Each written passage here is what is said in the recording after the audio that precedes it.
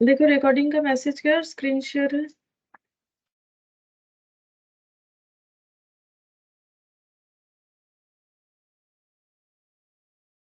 Yes ma'am.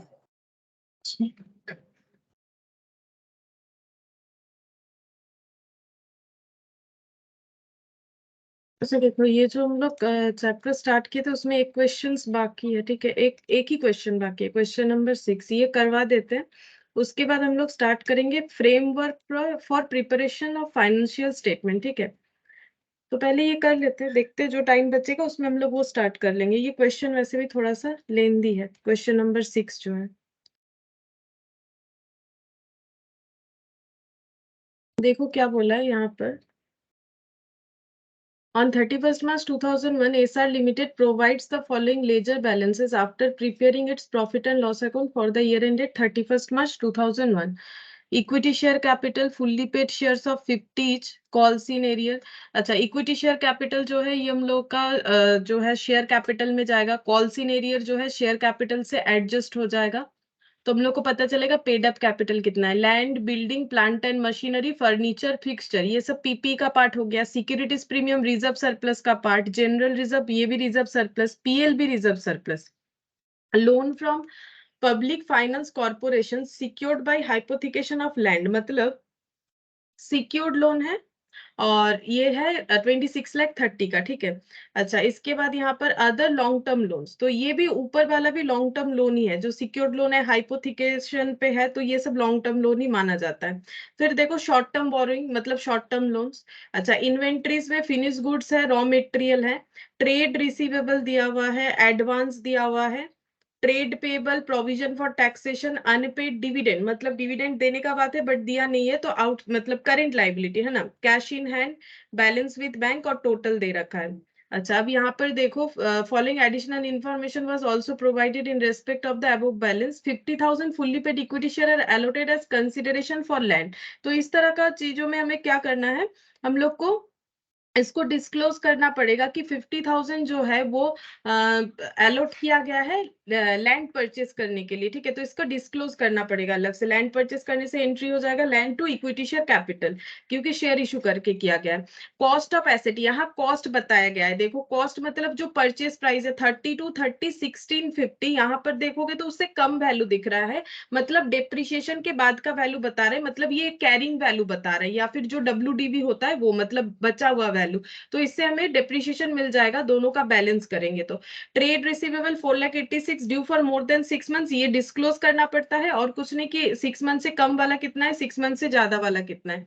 Balance with banks includes 56,000 the नया bank which is not a schedule bank. तो ये क्या होता है, डिस्क्लोज करना पड़ता है कि शेड्यूल बैंक के साथ कितना डिपॉजिट है और जो शेड्यूल बैंक नहीं है उसके साथ कितना डिपॉजिट है। Loan from public finance corporation repayable after 3 years, मतलब ये वाला लोन देखो जो पब्लिक ये वाला था ना, पब्लिक फाइनेंस कॉर्पोरेशन से जो लोन लिया गया है वो 3 साल बाद रीपे करना है, मतलब इससे कंफर्म होता है कि ये लॉन्ग टर्म लोन है, ऐसे बता दिया। अगर नहीं भी बताता है हम लोग लॉन्ग टर्म में ही ले लेंगे। Balance of 26,30,000 in the loan account with public finance corporation is inclusive of 1,34,000 for interest accrued but not due। बोल रहा है कि 26,30,000 जो बैलेंस है लोन अकाउंट में। अब यहाँ देखते हैं कितना है लोन अकाउंट का बैलेंस। लोन का यहाँ पर दिख रहा है हम लोग का, ये देखो 26,30,000 मतलब जो लोन फ्रॉम फाइनेंस बैंक था, सॉरी लोन फ्रॉम क्या नाम क्या था यहाँ पर, ये शायद लोन फ्रॉम हाँ पब्लिक फाइनेंस कॉर्पोरेशन था। तो इसमें बोल रहा है 26,30,000 का जो लोन है, इस लोन अकाउंट में एक interest accrued but not due included है, तो ये तो करेंट लाइबिलिटी है, तो यहाँ से इसे एक्सक्लूड करेंगे और करेंट लाइबिलिटी में दिखाएंगे। फिर यहाँ पर बोल रहा है अदर लॉन्ग टर्म लोन में अनसिक्योर्ड बता रहा है, ये देखो अनसिक्योर्ड, ये सब अनसिक्योर्ड है। Loan taken from nexus bank, यहाँ पर amount repayable with in 1 year, इसका मतलब ये शॉर्ट टर्म होगा। देखो amount repayable with in 1 year जो है 4,80,000 इंक्लूड कर रहा है, इसका मतलब 13,80,000 में से 4,80,000 जो है ये हम लोग को क्या करना पड़ेगा, अनसिक्योर्ड जो है अनसिक्योर्ड लोन में दिखाएंगे, ऊपर से शॉर्ट टर्म बोरिंग में दिखाना पड़ेगा 4,80,000। Loan taken from director 8,50,000। तो ये लॉन्ग टर्म के अंदर शॉर्ट टर्म है, ठीक है, लॉन्ग टर्म के अंदर शॉर्ट टर्म है, तो लॉन्ग टर्म से इसे एक्सक्लूड करवाएंगे, शॉर्ट टर्म में इसे ट्रांसफर कर देंगे। तो 4,80,000 हम लोग यहाँ से माइनस कर देंगे। ये 13,80,000 का जो लोन है उसमें से 4,80,000 शॉर्ट टर्म वाला है, तो 13,80,000 से 4,80,000 माइनस करेंगे, मुझे लगता है 9 लाख रहेगा। तो 9 लाख हम लोग का लॉन्ग टर्म में रह जाएगा, 4,80,000 शॉर्ट टर्म में आ जाएगा। लोन टेकन फ्रॉम डायरेक्टर 8,50,000, ठीक है। तो डायरेक्टर से जो लोन लिया गया 8,50,000, और ये सब ऊपर बता रहे हैं लॉन्ग टर्म ही है, लेकिन ये पढ़ के हमें पता चल रहा है कि इसमें 4,80,000 शॉर्ट टर्म है। Bills receivable for 1,60,000 mature on 15 June 2001 has been discounted. इसका क्या होना चाहिए? बिल्स रिसीवेबल जो है ये बोल रहा है कि 15 जून को डिस्काउंट होगा, और अभी हम लोग जो फाइनेंशियल स्टेटमेंट बनाएंगे ना वो 31 मार्च का बनाएंगे। अच्छा, 31 मार्च का, बट ये जो बिल मैच्योर होने वाला है ये बोल रहा है 15 जून को होगा। ये देखो 15 जून को होगा, मैच्योर 15 जून को होगा, लेकिन ये बिल डिस्काउंट हो गया है। मतलब इसका अगर एंट्री देखो तो एंट्री कुछ इस तरह से होगा। ये देखो, जब बिल्स ड्रॉ किया गया होगा, मान लो बिल्स कब ड्रॉ किया जाता है? जब हमें किसी से पैसा मिलता है, तो हम लोगों ने सेल किया होगा पहले, डेटर टू सेल, ठीक है। फिर डेटर को सामान बेचा, फिर डेटर ने रिक्वेस्ट किया होगा कि बिल ड्रॉ करो, मुझे पैसे देने में टाइम लगेगा। अब जो सेलर है उसने अगर एक्सेप्ट किया है तो बिल्स टू डेटर हो जाता है, ठीक है। अच्छा, अब यहाँ पर क्या होगा? अगर कोई बिल डिस्काउंट करवा लेता है मैच्योरिटी के पहले, डिस्काउंट बैंक वगैरह में जाके करवा सकता है, तो बैंक पैसा ले लेगा, मतलब पैसा दे देता है, ठीक है, बैंक अकाउंट डेबिट, और कुछ अपना डिस्काउंट चार्ज काट लेता है, डिस्काउंट अकाउंट डेबिट टू क्या हो जाएगा? Bills receivable. मतलब बिल्स रिसीवेबल जो है कितने का था? बिल्स रिसीवेबल 1,60,000, हम यहाँ पर 1,60,000 लिखते हैं, मतलब 1,60,000 का डेटर था, जो कि बाद में अब बिल्स दूसरे रीजन से भी ड्रॉ हो सकता है, म्यूचुअल एकोमोडेशन वगैरह होता है, हम एक बार मान लेते हैं सेल करके ही हुआ है 1,60,000, ठीक है। अब डिस्काउंट कितना वो हमें नहीं पता। अब डिस्काउंट और बैंक अकाउंट, अब एक एजम्पशन लेके बताते, जैसे देखो अगर 60,000 डिस्काउंट हुआ है, समझाने के लिए बोल रहे हैं, और 1 लाख बैंक ने दे दिया, इतना कम नहीं होता है, और भी मतलब अमाउंट ज्यादा ही होगा। जैसे मान लो यहाँ पर दिखा देते हैं, सपोज 10,000 का डिस्काउंट, ठीक है, तो ये हो गया 1,50,000। मतलब जिन्होंने बिल ड्रॉ किया, मतलब जिसका हम लोग बैलेंस शीट बना रहे उन्होंने क्या किया? 15 जून तक वेट नहीं किया, पहले ही जाके बिल को डिस्काउंट करवा लिया बैंक के पास। अगर किसी को पैसे का जरूरत है तो अपना बिल्स को डिस्काउंट करवा सकता है टाइम से पहले। तो बैंक उसे क्या करेगा? एक डिस्काउंट चार्जेस काट के बाकी पैसा दे देगा। अब डिस्काउंट चार्जेस कितना होगा वो डिपेंड करता है, ठीक है। तो 1,60,000 का 10,000 डिस्काउंट चार्जेस वो बैंक का जैसे चलते रहता है, 1,50,000 बैंक ने दे दिया। अब ये बिल्स किसके पास चला गया? बैंक के पास चला गया। अब 15 जून को जिनको पैसा देना है, मतलब डेटर को क्या करना पड़ेगा? इस बिल्स के अगेंस्ट में 1,60,000 बैंक को देना पड़ेगा, क्योंकि बैंक अभी होल्डर है बिल्स का, ठीक है, बैंक अभी होल्डर है बिल्स का, तो बैंक को पैसा देना पड़ेगा। अब प्रॉब्लम ये है कि अगर जिनको पैसा देना है वो नहीं देते हैं, ठीक है, क्योंकि बिल्स में दो कंसेप्ट होता है ना, ड्रॉयर और ड्रॉई। जिन्होंने बिल ड्रॉ किया वो ड्रॉयर, और जिन पे बिल ड्रॉ हुआ वो ड्रॉई, मतलब जिनको पैसा देना है। अब पैसा किसको देना है? ये जो कंपनी है इसको नहीं देके पैसा देना पड़ेगा बैंक वालों को। अगर बैंक वाले को उसने पैसा नहीं दिया तो बैंक जो है ये कंपनी को आके बोलेगा कि आपने जो बिल डिस्काउंट करवाया था उसका पैसा मुझे नहीं मिला, तो मुझे नहीं पता, मुझे मेरा पैसा दे दो, ठीक है। तो इनको क्या करना पड़ेगा? बैंक को 1,60,000 रिटर्न करना पड़ेगा। तब ये डिस्काउंट विस्काउंट कुछ नहीं, ऐसा नहीं कि बैंक से मुझे 1,50,000 मिला तो हम 1,50,000 ही देंगे। बैंक ने क्या किया? बैंक ने अपना सर्विस चार्ज लिया, ये वाला, कि हम ठीक है आपका बिल टाइम से पहले हम पैसा दे देंगे, आप बिल मेरे को जमा कर दो, लेकिन हम आपसे डिस्काउंट चार्ज करेंगे। तो इन्होंने मान लिया होगा इनको पैसे का जरूरत था। अब जब मैच्योरिटी डेट आएगा 15 जून को, 15 जून को 1,60,000 किसको मिलना चाहिए? बैंक को मिलना चाहिए, ठीक है। कौन देगा? जो पेबल पर्सन है, ठीक है, मतलब जिनके ऊपर बिल ड्रॉ हुआ था। अगर वो बाई चांस फेलियर हो जाते हैं तो ये पैसा इनसे रिकवर किया जाएगा जो बिल को ले जाके डिस्काउंट करवाए थे, ठीक है। अब ये पैसा देगा कि नहीं देगा वो तो हमें नहीं पता, हो सकता है कि दे दे, ठीक है, मतलब जिसको हम लोग बोलते हैं बिल ऑनर्ड हो गया, हो सकता है कि ना दे, ठीक है। अगर दे दे तब तो ठीक है, ना दे तब फिर इनको पे करना पड़ेगा। तो इस तरह के जो लाइबिलिटी है इसको हम लोग बोलते हैं कंटिंजेंट लाइबिलिटी, ठीक है, मतलब जो फ्यूचर इवेंट के ऊपर डिपेंड करता है कि ये लाइबिलिटी ऑकर होगा कि नहीं होगा। अब 1,60,000 इस कंपनी को बेयर करना पड़ेगा कि नहीं करना पड़ेगा, वो तो डिपेंड करता है कि जो पर्सन पे करने वाले हैं वो क्या करते हैं 15 जून को। अगर वो पे कर देते हैं सही सही तो कोई लाइबिलिटी ऑकर्ड नहीं होगा, अगर नहीं करते हैं तो होगा। तो इस तरह के लाइबिलिटी लाइबिलिटी को कंटिंजेंट लाइबिलिटी बोला जाता है। इसको कहाँ दिखाया जाता है? इसको दिखाया जाता है बैलेंस शीट के फुट नोट में, ठीक है, बैलेंस शीट के फुट नोट में दिखाया जाता है। तो ये हो गया मेरा कंटिंजेंट लाइबिलिटी, तो इसको हमें डिस्क्लोज करके लिखना पड़ेगा कि ये कंटिंजेंट लाइबिलिटी है। फिर शॉर्ट टर्म बोरिंग में दे रखा है लोन फ्रॉम नया बैंक 1,16,000 सिक्योर्ड है, शॉर्ट टर्म में भी सिक्योर्ड है। Loan from director 48,000, transfer of 35,000 to general reserve has been proposed by the board of director out of the profits for the year. इस साल के प्रॉफिट से 35,000 general reserve में transfer करना है। Inventory of finish goods includes loose tools costing 5 lakh. Finish goods के जो inventory है उसमें लूज टूल्स है 5 लाख का, which do not meet the definition of PPE as per AS10।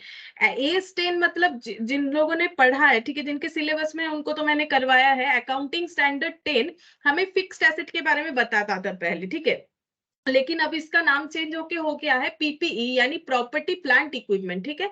तो प्रॉपर्टी प्लांट इक्विपमेंट जो है ये AS10 में फिक्स्ड एसेट के बारे में बताता है, उसी का भी नाम रिप्लेस हो गया पीपीई। तो इन्वेंट्रीज में लूज टूल्स जो इंक्लूडेड है, लूज टूल्स को हम लोग क्या करते हैं, कभी कभी फिक्स्ड एसेट यानी पीपीई मानते हैं, लेकिन अगर AS10 जो कि पीपीई होने का कंडीशन फुलफिल करवाता है, मतलब कौन सा एसेट फिक्स्ड एसेट है, ये कब फिक्स्ड एसेट होगा, उसका डेफिनेशन कहाँ लिखा हुआ है AS10 में, उसी बेसिस पे हम लोग बोलते हैं कि एक बिल्डिंग किसी के लिए फिक्स्ड एसेट भी हो सकता है, उसके लिए स्टॉक भी हो सकता है। तो जो कंस्ट्रक्शन का काम करते, बिल्डिंग बना के बेचते हैं, उनके लिए तो वो स्टॉक हो जाएगा ना। तो फिर बिल्डिंग एक ही चीज है, किसी के लिए फिक्स्ड एसेट, किसी के लिए करंट एसेट, ऐसा क्यों? क्योंकि जो AS2 का कंसेप्ट फुलफिल करेगा, मतलब इन्वेंट्री का, वो इन्वेंट्री बनेगा। जो AS10 के कंसेप्ट को फुलफिल करेगा, ठीक है, डेफिनेशन को फुलफिल करेगा, वो फिक्स्ड एसेट बनेगा, या फिर जिसको अभी पीपी बोला जाता है वो बनेगा। तो इसीलिए यहाँ पर लूज टूल्स जो है वो पीपी का कंसेप्ट को फुलफिल नहीं कर रहा है, डेफिनेशन को, तो इसका मतलब ये इन्वेंट्री होगा। अगर कुछ एसेट फिक्स्ड एसेट नहीं है तो वो करंट एसेट होगा, है तो एसेट लूज टूल्स, तो इसे हमें करंट एसेट में दिखाना पड़ेगा। यहाँ पर बोल रहा है you are required to prepare balance sheet of the company as on 31 March 2001 as required under part 1 of schedule 3 of the companies act. तो हमें सिर्फ यहाँ पर बैलेंस शीट बना के दिखाना है, और शेड्यूल 3 के हिसाब से दिखाना है कंपनीज एक्ट 2013 का, और पार्ट 1 में शेड्यूल 3 के बारे में बोला हुआ है, इसीलिए बोल रहा है you are not required to give previous year figures. Previous year के फिगर हमें दिखाने की जरूरत नहीं है, वैसे प्रीवियस ईयर का फिगर दिया नहीं, हमें एक ही साल का फिगर दिया हुआ है, ठीक है। तो इसमें 2-3 पॉइंट जो नया था मैंने बोल दिया, अब इसको देखते हैं कैसे करके करेंगे, दूसरे ही पेज में कर लेते हैं।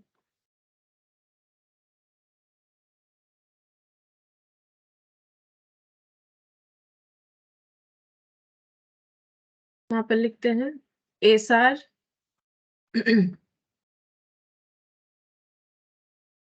SR limited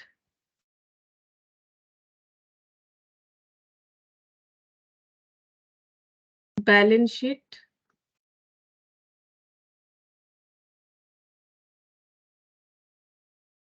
as on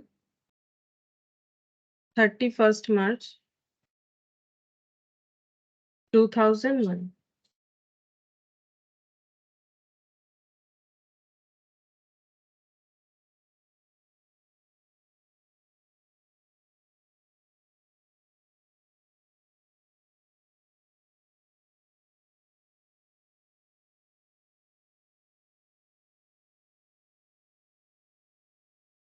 particulars note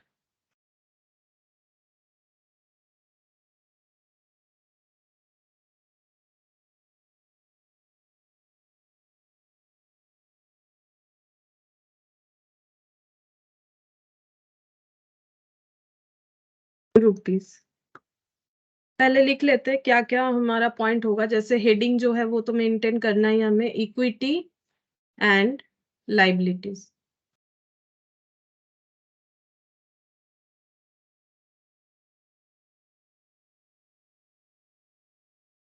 share holders fund,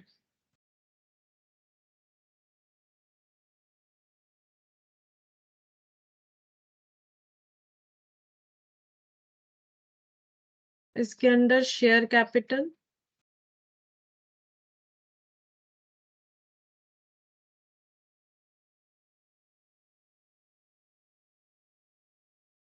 reserve and surplus.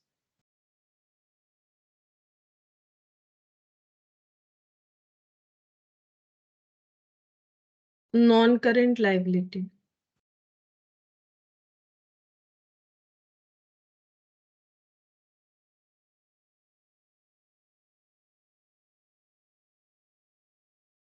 इसके अंदर आ जाएगा long term borrowing. Long term में मतलब नॉन करेंट लाइबिलिटी में और तो मुझे कुछ नहीं दिखा बोरिंग्स के अलावा। जैसे कि लॉन्ग टर्म प्रोविजन वगैरह होता है, तो वैसा तो कुछ पढ़ा नहीं हम लोगों ने, तो ये लिख के रखते हैं long term boring.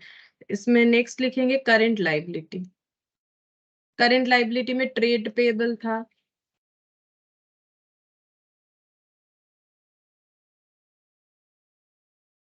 Short term borrowing भी था, शॉर्ट टर्म प्रोविजंस भी था। तो यहाँ पर लिखते हैं short term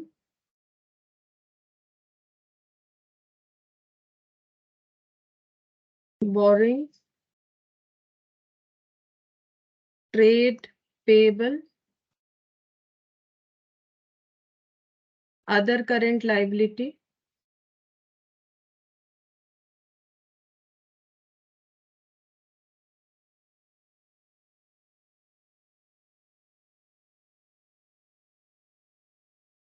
short term provision. Provision for taxation जो होता है शॉर्ट टर्म प्रोविजन में वही आता है।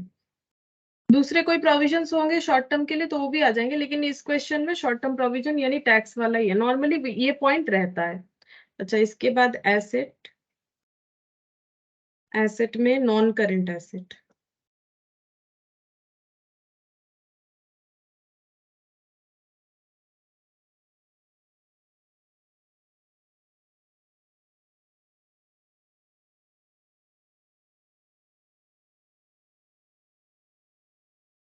पीपीई।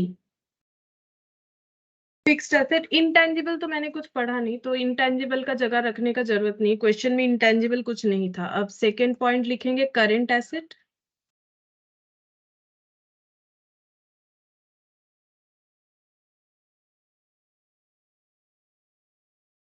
इसमें डेटर है मतलब ट्रेड रिसीवेबल है, ये सब कॉमन पॉइंट होता है।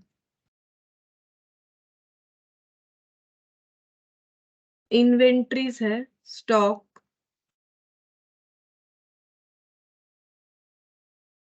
Short term loans and advances, short term loans and advances, cash and cash equivalent.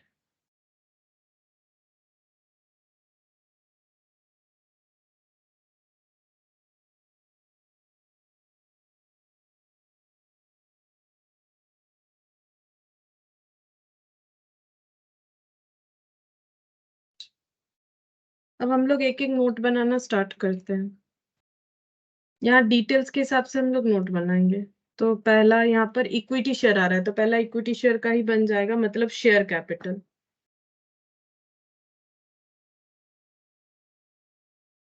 Note number 1,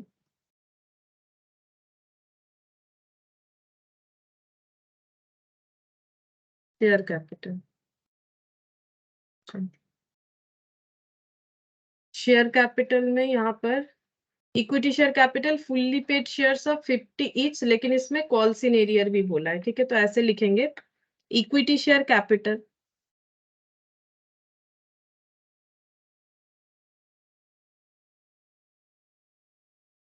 issued,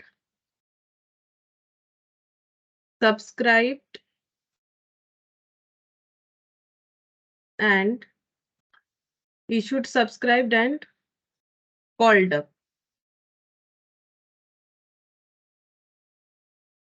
अच्छा, कितना है? 80 लाख डिवाइडेड बाय 50 करना पड़ेगा, तो चेक करते हैं कि कितने सारे इक्विटी शेयर्स हैं।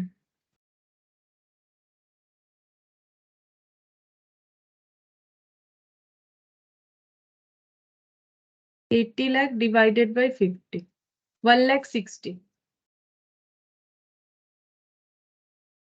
1,60,000 equity share of rupees 50 each of ₹50 और इसमें से कुछ शेयर ये है जो कि लैंड परचेज के लिए खरीदा गया था। ठीक है, तो यहाँ पर वो भी लिख देते हैं। देखो यहाँ पर नीचे लिखा हुआ था, तो याद है मुझे, एक बार हम देख के लिख देते हैं ताकि ये वाला कंप्लीट हो जाए। जैसे ये 50,000 fully paid equity shares were allotted as consideration for land, मतलब लैंड का कंसिडरेशन मतलब लैंड परचेज करने के बदले। तो out of the above 50,000 shares have been issued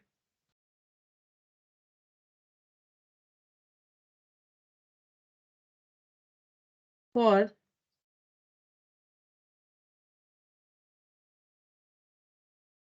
consideration other than cash. ये चीज डिस्क्लोज करना पड़ेगा।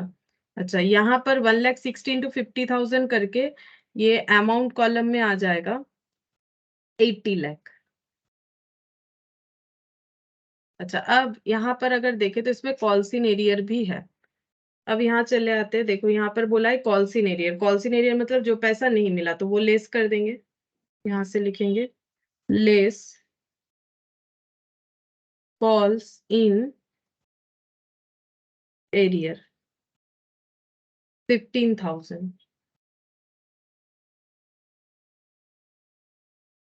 80 लाख, 79 लाख 85,000।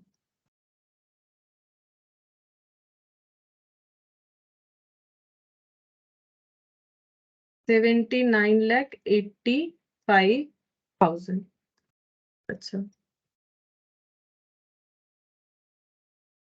नेक्स्ट क्या डिटेल्स है उसके ऊपर डिपेंड करेगा कि नोट क्या होगा। नेक्स्ट हम लोग पीपी का नोट बना लेते हैं। Land building plant machinery furniture fixture है, तो पीपी का नोट बना लेते हैं। Note number 2,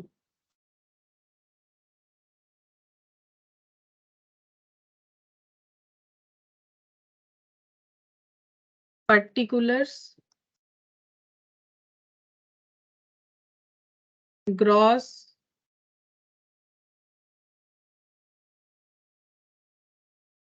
depreciation net. Land 25 lakh. तो ये ग्रॉस वैल्यू नहीं है, क्योंकि जब हम लोगों ने क्वेश्चन पढ़ा तब देखा नीचे कॉस्ट लिखा हुआ है, तो ये हम लोगों का नेट वैल्यू होगा। तो लैंड का वैल्यू 25 लाख हम नेट में ही लिखते हैं। लैंड पे तो डिप्रिसिएशन होता नहीं है, तो यही वाला ग्रॉस भी होगा। अच्छा, लैंड के बाद यहाँ पर building 30 lakh.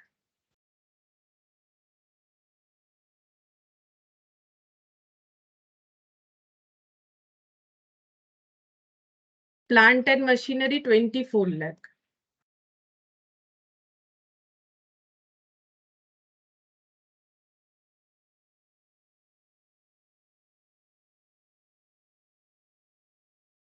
Furniture fixture 13 lakh.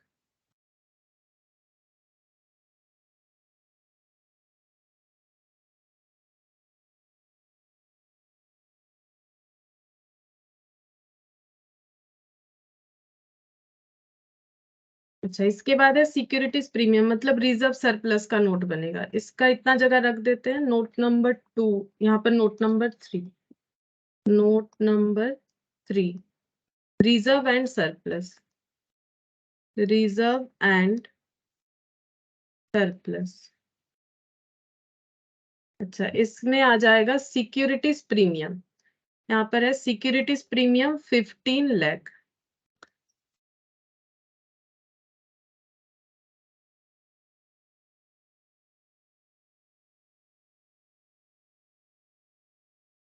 दो कॉलम कर लेते हैं, यहाँ पर आउटर में ही लिख देते क्योंकि मुझे इसका कोई एडजस्टमेंट दिखा नहीं। 15 लाख। अच्छा, इसके बाद सिक्योरिटीज प्रीमियम के बाद है जनरल रिजर्व। जनरल रिजर्व में एक ट्रांसफर वाला प्रोविजन भी दे रखा था। जनरल रिजर्व 9,41 है, तो जनरल रिजर्व 9,41। यहाँ पर ट्रांसफर होगा, तो ये जगह पूरा ही रख देते हैं रिजर्व सरप्लस को कंप्लीट करने के लिए। अच्छा, जनरल रिजर्व के बाद है प्रॉफिट एंड लॉस अकाउंट। अच्छा, प्रॉफिट एंड लॉस अकाउंट 5,80,000, ये भी लिखना चाहिए। Profit and loss account 5,80,000। Profit and loss account 5,80,000। Loan ভাই ফ্রম, লাগে চালানো করবো। হ্যাঁ বলো, কথাটা কেটে যাচ্ছে, দেখাতে বলছো? 5 লাখের থেকে ফার্স্ট কলামে হবে। হ্যাঁ 5,80,000টা, হ্যাঁ আমি ইনার কলামে লিখেছি। ওই যে জেনারেল হিসাবে ট্রান্সফার করতে বলেছিল না, নিচে পড়েছিলাম, তাহলে এখান থেকে এটা ট্রান্সফার হবে, এই জন্য আমি ফার্স্ট কলামে লিখেছি। তারপরে অ্যাডজাস্ট করে এটাতে পাঠাবো। আচ্ছা হুম, এটা দেখাবো নাকি? না হয়ে গেছে। अच्छा, तो नोट नंबर ये कितना था? 3 था। अभी चलो नोट नंबर 4 में देखते हैं क्या आएगा।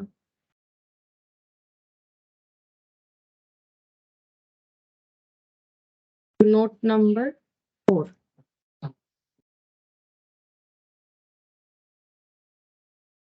नोट नंबर 4, इसमें loan from public financial corporation और यहाँ पर अदर लॉन्ग टर्म लोन, तो हम लोग लॉन्ग टर्म लोन लिखते हैं यहाँ पर। मतलब लॉन्ग टर्म बोरिंग लिखना पड़ेगा इसको, लॉन्ग टर्म बोरिंग।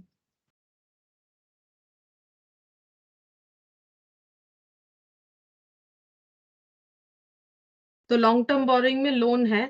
लोन कितने तरह का है? सिक्योर्ड है, अनसिक्योर्ड भी होगा, तो हम सिक्योर्ड अनसिक्योर्ड में बाइफरकेट कर लेते हैं। तो यहाँ पर लिखते हैं सिक्योर्ड। सिक्योर्ड लोन कुछ होगा और कुछ अनसिक्योर्ड होगा। अच्छा, अब सिक्योर्ड लोन लिख तो लेंगे, लेकिन इसमें बहुत सारा पॉइंट दिया हुआ है। जैसे बोल रहा है कि loan from public finance corporation secured by hypothecation of land. फिर इसके इंफॉर्मेशन नीचे दिए हुए हैं। तो पहले एक काम करते हैं, इंफॉर्मेशन देख लेते हैं, नहीं तो इतना सारा चीज वहां पर लिख नहीं पाएंगे। इंफॉर्मेशन था तो एक बार चेक करते हैं। ये कौन सा वाला है? पब्लिक फाइनेंस कॉर्पोरेशन से 26,30,000। अब इससे रिलेटेड डेटा देखो, यहाँ पर बोला था कि loan from public finance corporation repayable after 3 years। तो इससे ये प्रूव होता है ये लॉन्ग टर्म लोन है।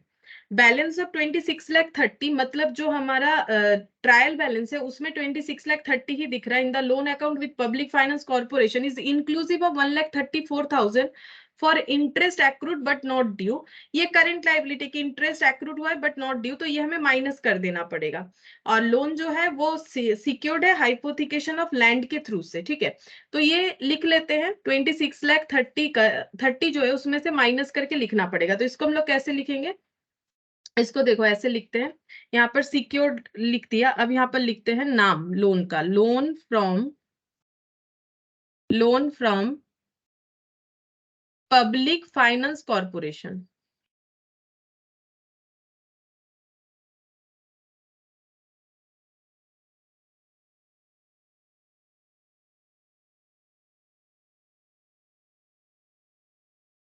और कब देना है ये भी डिटेल्स लिख देंगे, क्योंकि ये हमें मिला रीपेबल आफ्टर 3 years। अब जो इन्फॉर्मेशन है उसका यूज ऐसे होना चाहिए, ठीक है।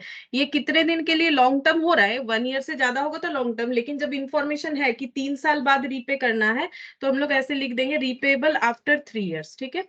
अब यहाँ से इसका बैलेंस देखो कितना है, 26,30,000। ये ऐसे कर लेते हैं, ये देखो 26,30,000, इसमें से हम लोग माइनस कर देंगे जो आउटस्टैंडिंग इंटरेस्ट अमाउंट है। अब वो कितना है? ये है हम लोग का 1,34,000, तो ये लेस कर देते हैं। For interest accrued but not due,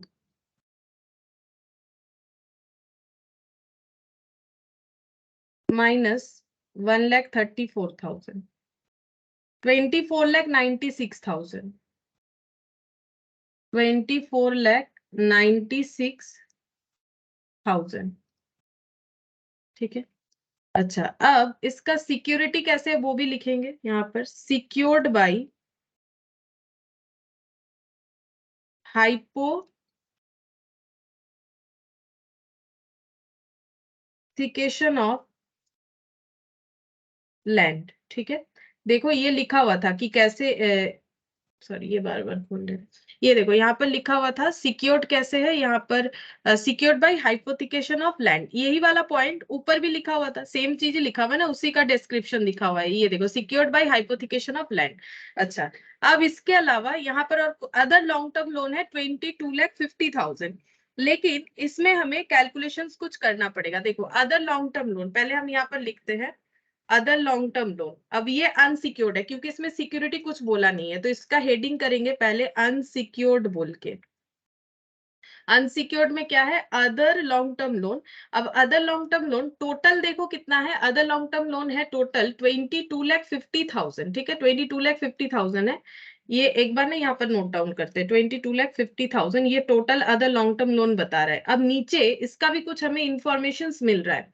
देखो यहाँ पर बोल रहा है कि अदर लॉन्ग टर्म लोन जो कि अनसिक्योर्ड है उसमें इंक्लूड है, मतलब कुछ इंफॉर्मेशन क्लियरली दे दिया है कि कौन कितने का लोन कहाँ से लिया गया था। जैसे loan taken from Nexus bank जो है वो 13,80,000 है, लेकिन उसमें से amount repayable with in 1 year जो है वो 4,80,000 है। मतलब ये लोन के अमाउंट में ये अमाउंट 1 लाख के अंदर पे हो जाएगा। मतलब ये लोन जो लिया गया है ना, ये long term plus short term है। तो लॉन्ग टर्म में लॉन्ग टर्म लिखेंगे, शॉर्ट टर्म में शॉर्ट टर्म लिखेंगे, तो यहाँ से शॉर्ट टर्म वाला पोर्शन हटा देंगे। तो पहले लिखेंगे बैंक लोन है फ्रॉम निक्सेस बैंक, तो ये लिखते हैं देखो यहां से बैंक लोन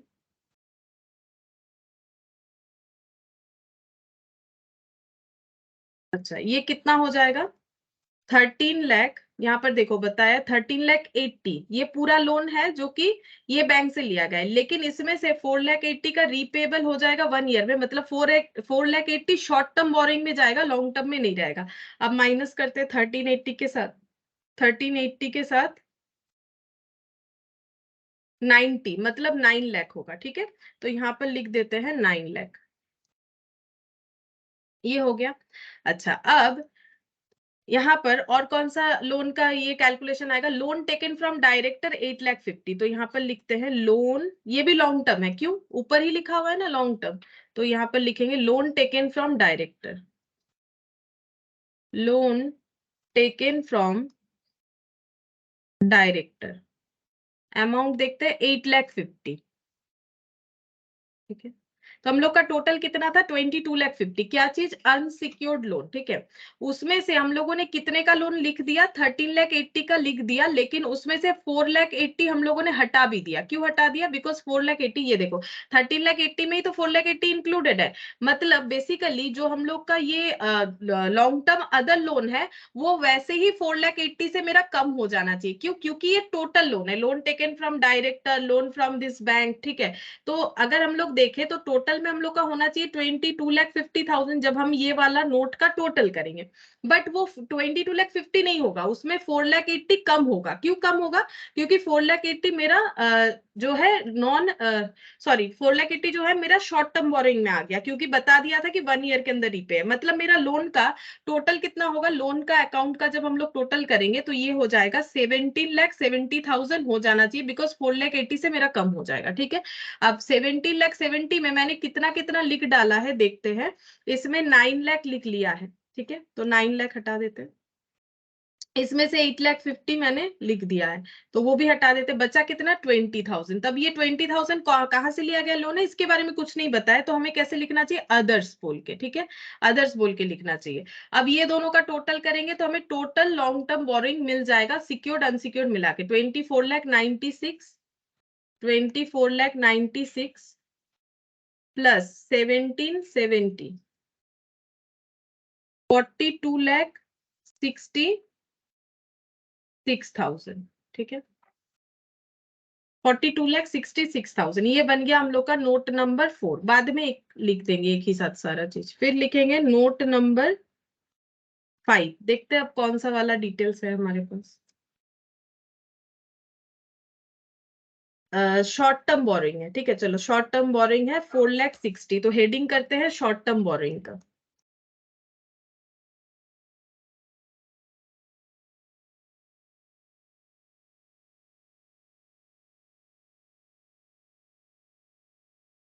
अच्छा, इसमें क्या क्या लिखेंगे, शॉर्ट टर्म बोरिंग टोटल है 4,60,000। टोटल को नोट डाउन कर लेते हैं, अगर इसमें भी कोई बाइफर्केशन होगा तो वो देख लेते हैं। था ठीक है, तो इसीलिए एक बार चेक कर लेते हैं। देखो यहाँ पर हम लोग को शॉर्ट टर्म बोरिंग में क्या बोला था, ये रहा। देखो short term borrowing includes loan from नया बैंक, तो लिख लेते हैं सिक्योर्ड। अब शॉर्ट टर्म बोरिंग में भी ना सिक्योर्ड अनसिक्योर्ड है, तो यहाँ पर लिख लेते हैं सिक्योर्ड।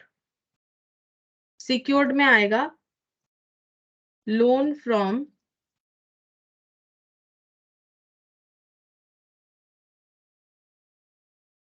बैंक से लिया गया 1,16,000। ठीक है, ये है 1,16,000। अच्छा, टोटल 4,60,000, 1,16,000 लिख लिया। और थोड़ा सा डिटेल्स दिया हुआ था, लोन फ्रॉम डायरेक्टर 48,000, तो ये भी लिख लेते हैं।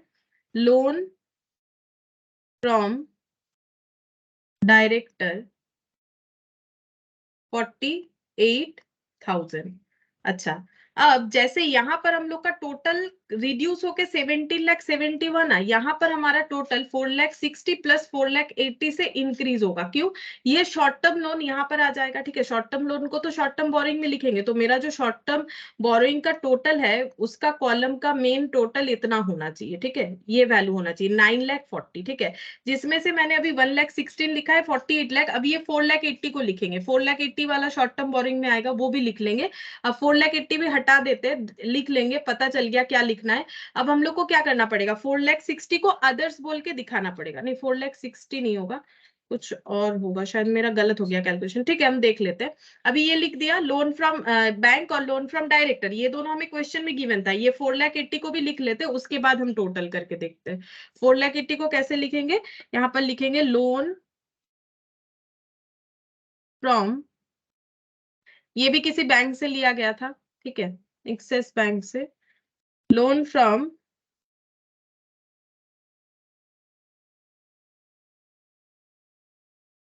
repayable within 1 year, ब्रैकेट में करेंट मैच्योरिटी ऑफ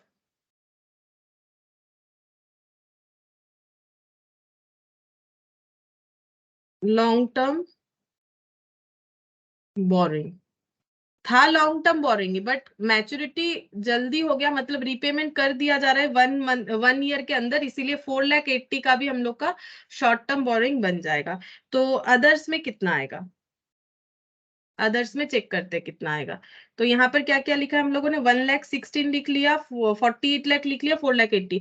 अच्छा, टोटल हम लोग का शॉर्ट टर्म बोरिंग कितना है वो एक बार चेक करते हैं। टोटल हम लोग का शॉर्ट टर्म बोरिंग कितना था, उसमें टोटल शॉर्ट टर्म बोरिंग था 4,60,000। अच्छा, 4,60,000 था, और उसमें हम लोग को कितना ऐड करना पड़ेगा, 4,60,000 में हमारा 4,80,000 ऐड हो जाएगा।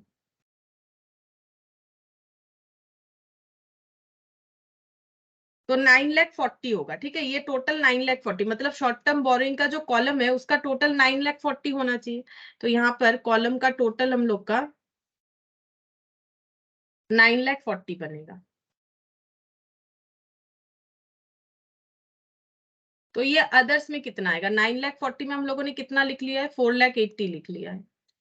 और क्या लिख लिया है, 48। और क्या लिखा है, 1,16,000, 2,96,000। ठीक है, 2,96,000,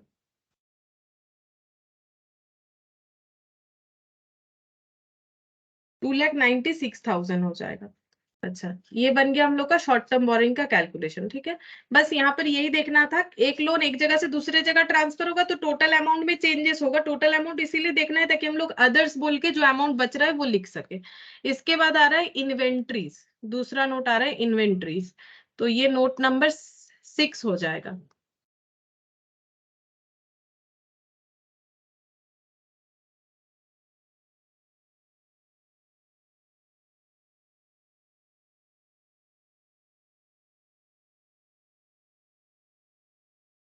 अच्छा, इन्वेंट्रीज में फिनिश्ड गुड्स रॉ मटेरियल, तो यहाँ पर लिखते हैं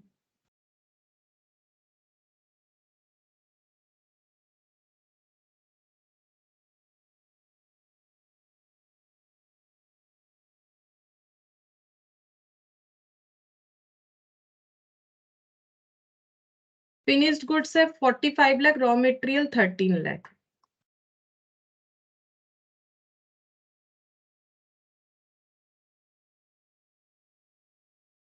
अच्छा 45 और 13, 58 लाख। ये बन गया नोट नंबर 6 इन्वेंट्रीज का। अच्छा इसके बाद है ट्रेड रिसीवेबल 17,50,000। ये हम लोग डायरेक्ट लिख सकते हैं, ट्रेड रिसीवेबल 17,50,000। इसका कोई नोट नहीं भी बनाएंगे तो भी चलेगा। 17,50,000। अच्छा इसके बाद एडवांस, एडवांस है शॉर्ट टर्म एडवांस। अच्छा और ट्रेड रिसीवेबल ऐसे नहीं लिख सकते, इसका डिस्क्लोज करना था, ऐसे नहीं होगा, नोट बनाना पड़ेगा। Note number 7, note number 7, trade receivable.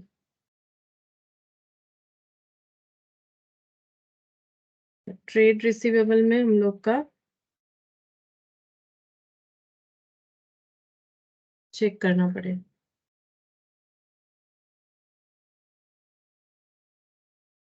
Bills receivable कहाँ चला गया, ये रहा। Trade receivable 4,86,000 due for more than 6 months. ठीक है तो लिख लेते हैं। अच्छा इसको कैसे लिखेंगे, due for more than 6 months, outstanding या फिर due, outstanding for a period of more than 6 months. अच्छा ये अमाउंट है 4,80,000, 86,000। और अदर्स,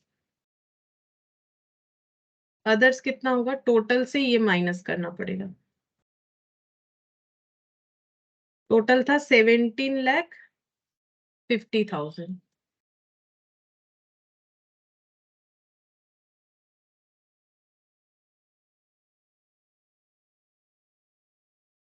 12,64,000। 17,50,000 ये बन गया ट्रेड रिसीवेबल। इसका सिर्फ नोट नंबर 7 लिखने से ही हो जाएगा, यहाँ पर लिख दिया मैंने, यहाँ सिर्फ 7 लिखने से ही होगा। अच्छा इसके बाद नोट नंबर 8 बनेगा।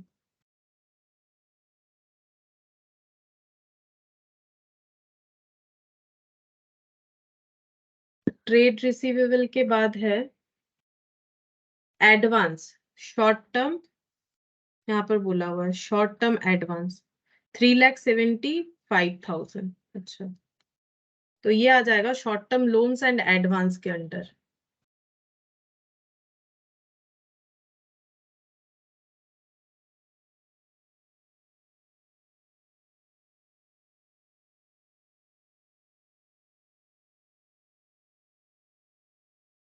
Short term loans and advances में short term advance, short term advance,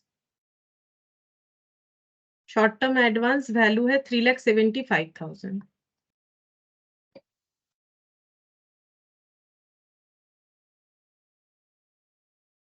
अच्छा इसके बाद नोट नंबर 9,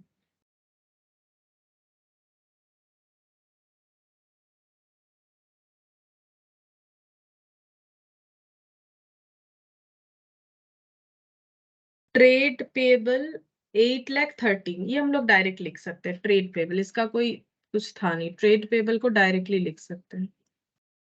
ट्रेड पेबल 8,13,000 ये वाला।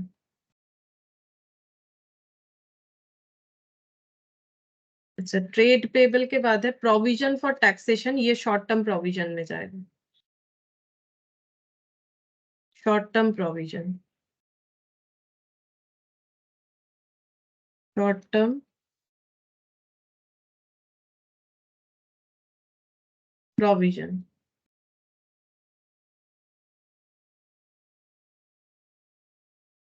provision for taxation 3,80,000.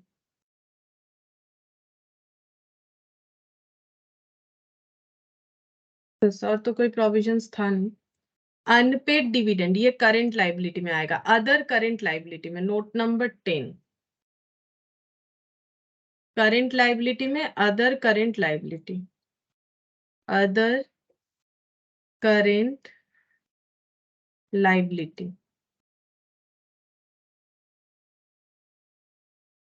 Unpaid dividend, unpaid dividend, unpaid dividend है 70,000। और जो interest accrued but not due, ये वाला जो पॉइंट था ये भी हम लोग का इसमें आ जाएगा, ठीक है। Interest accrued but not due, interest accrued but not due on loan, कितना अमाउंट था, ये वाला था, यहाँ पर दिखेगा 1,00,000, नहीं ये तो लोन का अमाउंट अलग, ये रहा 1,34,000 था, ठीक है। 1,34,000 ये यहाँ से लेस हो जाएगा।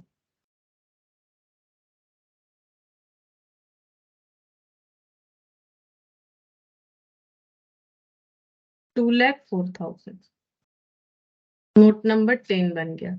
अच्छा, फिर इसके बाद cash in hand balance with bank, मतलब cash and cash equivalent, note number 11।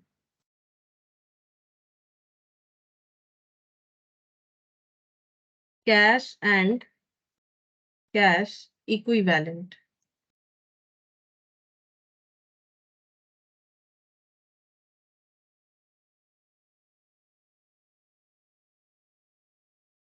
Cash in hand. अच्छा, इसका भी ना डिटेल्स था वो। अच्छा, इन्वेंट्रीज मैंने क्लोज कर दिया क्या? इन्वेंट्रीज में भी था, एक मिनट ये देख लेते हैं। अच्छा, कैश वाला पहले कर रहे हैं तो ये कर लेते हैं। Cash in hand cash at bank का था, ये रहा। इन्वेंट्री ये वाला पॉइंट भी डील होगा। अच्छा, यहाँ पर बैलेंस विद बैंक, ये रहा fourth number point. Balance with bank includes 56,000 नया bank which is not a schedule bank. तो बैंक बैलेंस को भी हमें अलग अलग फॉर्मेट में दिखाना पड़ेगा। तो पहले हेडिंग कर लेते हैं, बैलेंस विथ बैंक, ठीक है। बैलेंस विथ बैंक, फिर यहाँ पर लिखेंगे with schedule bank.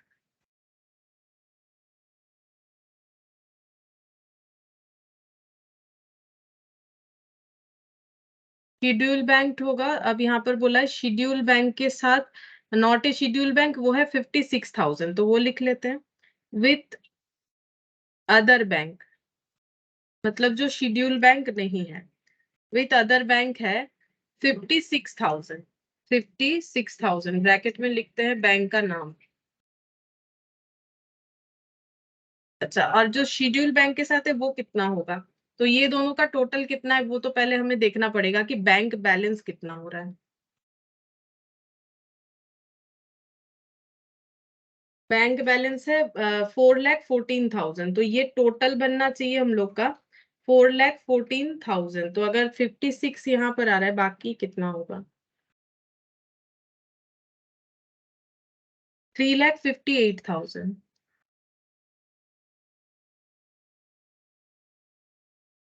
Cash in hand 70,000।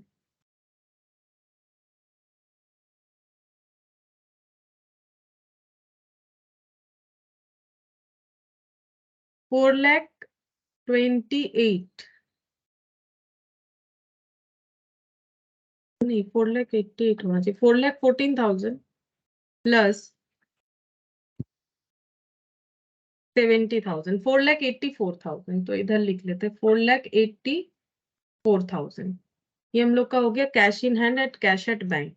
अच्छा, अब ट्रायल बैलेंस का तो सारा लिख लिया। यहाँ देखते 50,000 fully paid equity shares were allotted as consideration for land, ये डिस्क्लोज कर दिया। बिल्डिंग वगैरह लिखना पड़ेगा। बिल्डिंग का 32 लाख ग्रॉस वैल्यू, फिर डेप्रिसिएशन देखेंगे यहाँ पर।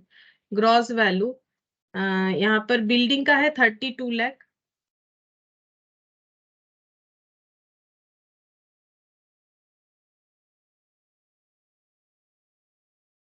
बिल्डिंग है 32 lakh, plant machinery 30 lakh,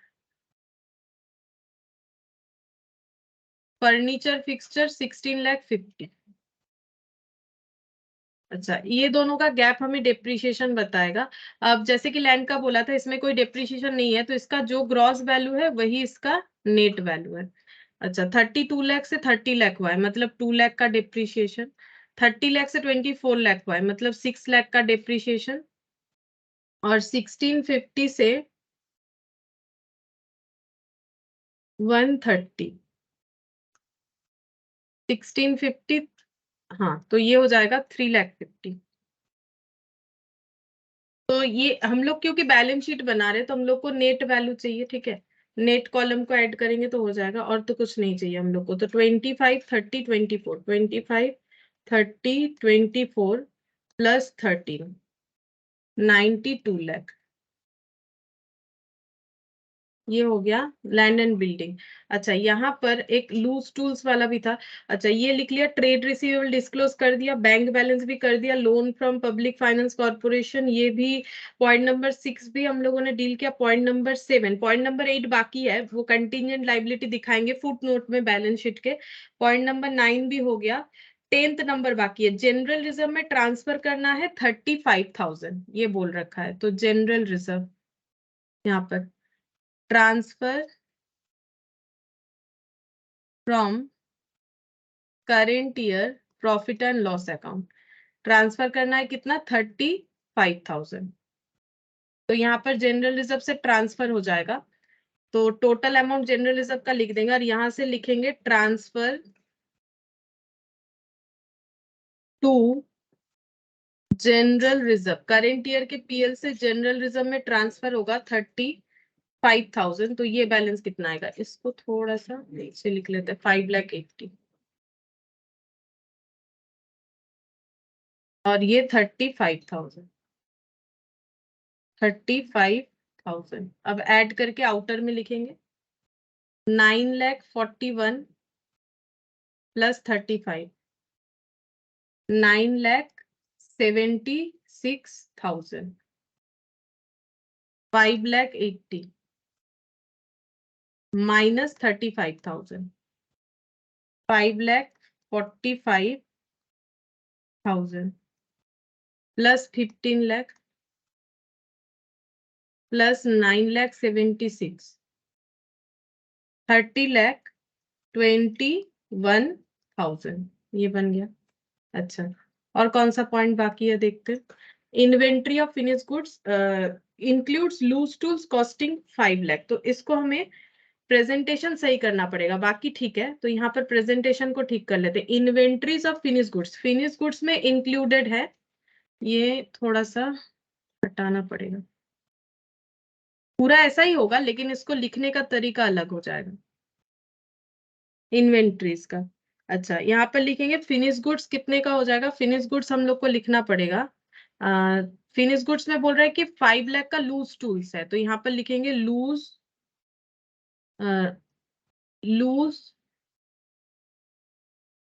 tools, ये है 5 लाख का। ये किस में इंक्लूडेड है, फिनिश गुड्स में इंक्लूडेड है। तो फिनिश गुड्स जो है वो 5 लाख से कम हो जाएगा। तो एक बार फिर से देख लेते हैं वैल्यूज क्या थे।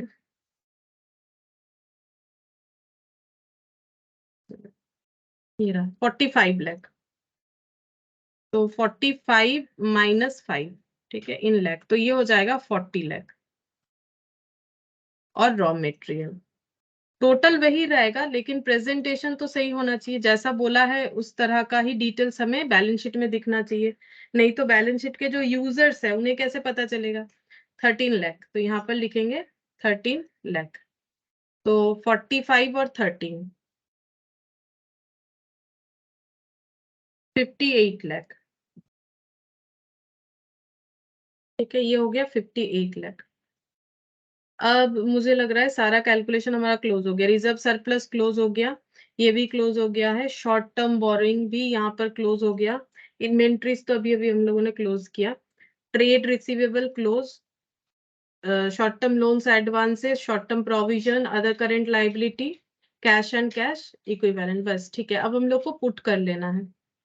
अच्छा, तो सबसे पहले ये रिजर्व सरप्लस नोट नंबर कितना है? रिजर्व सरप्लस नोट नंबर 3 है 30,21,000। रिजर्व सरप्लस नोट नंबर 3 है। रिजर्व सरप्लस नोट नंबर 3 और इसका वैल्यू है 30,21,000। हम लोग लाइन बाय लाइन लिखते हैं, नहीं तो गलत हो जाएगा। Note number 2 PPE 92 lakh. Note number 2 PPE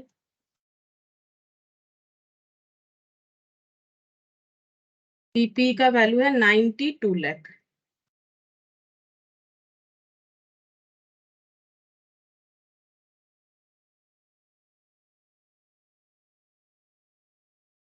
note number 3 reserve surplus. Note number 4 long term boring 42,66,000।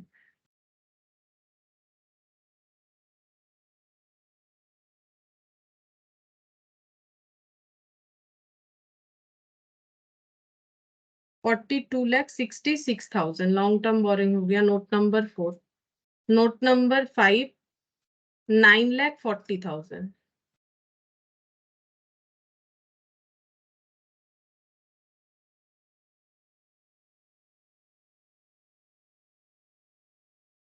$9,40,000।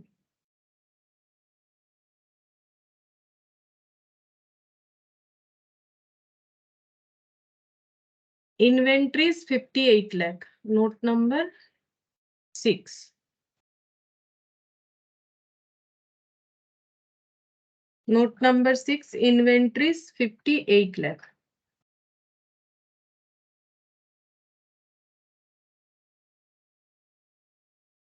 Note number 7 trade receivable 17,50,000। ये लिख लिया था। अच्छा चलो ठीक है, नोट नंबर 7 लिख लिया था। Note number 8 short term loans and advances 3,75,000।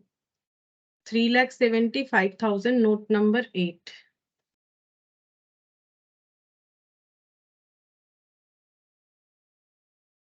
$3,75,000। अच्छा नोट नंबर 8।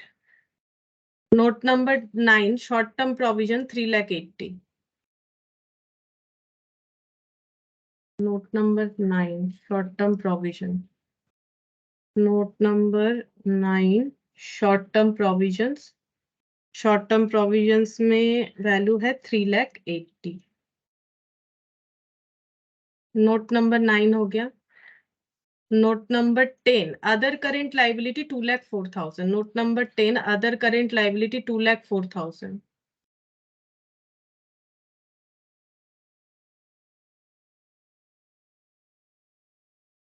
$2,04,000। अच्छा 11 है कैश एंड कैश इक्विवेलेंट 4,84,000।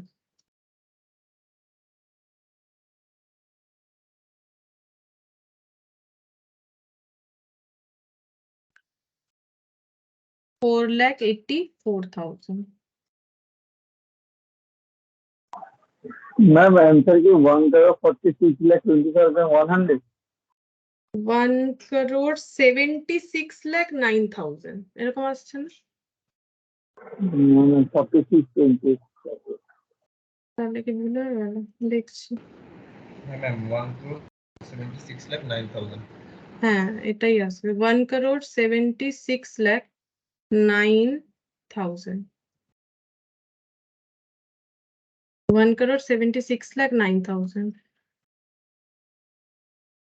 1,76,09,000 यही होना चाहिए। शायद कुछ गलत हुआ होगा कैलकुलेशन करने में, एक बार चेक कर लें। 1750 यही आना चाहिए। सारा चीज तो सही लिखा हुआ है। 58 यही आंसर भी यही है। 3,75,000 और 4,84,000 प्लस इधर हो गया 92 लाख। हो गया 1,76,09,000। अब ये माइनस करते हुए चलते, जैसे कि 3,82,000 2,04,000 2,04,000 हाँ आंसर ठीक है। ঠিক আছে তো? Yes. হুম। सब ठीक है, देखो ठीक ही लिखा हुआ है। तो एक साइड तो मैंने दिखा भी दिया कैलकुलेट करके, इधर भी आएगा उतना ही कैलकुलेट करने से, ठीक है।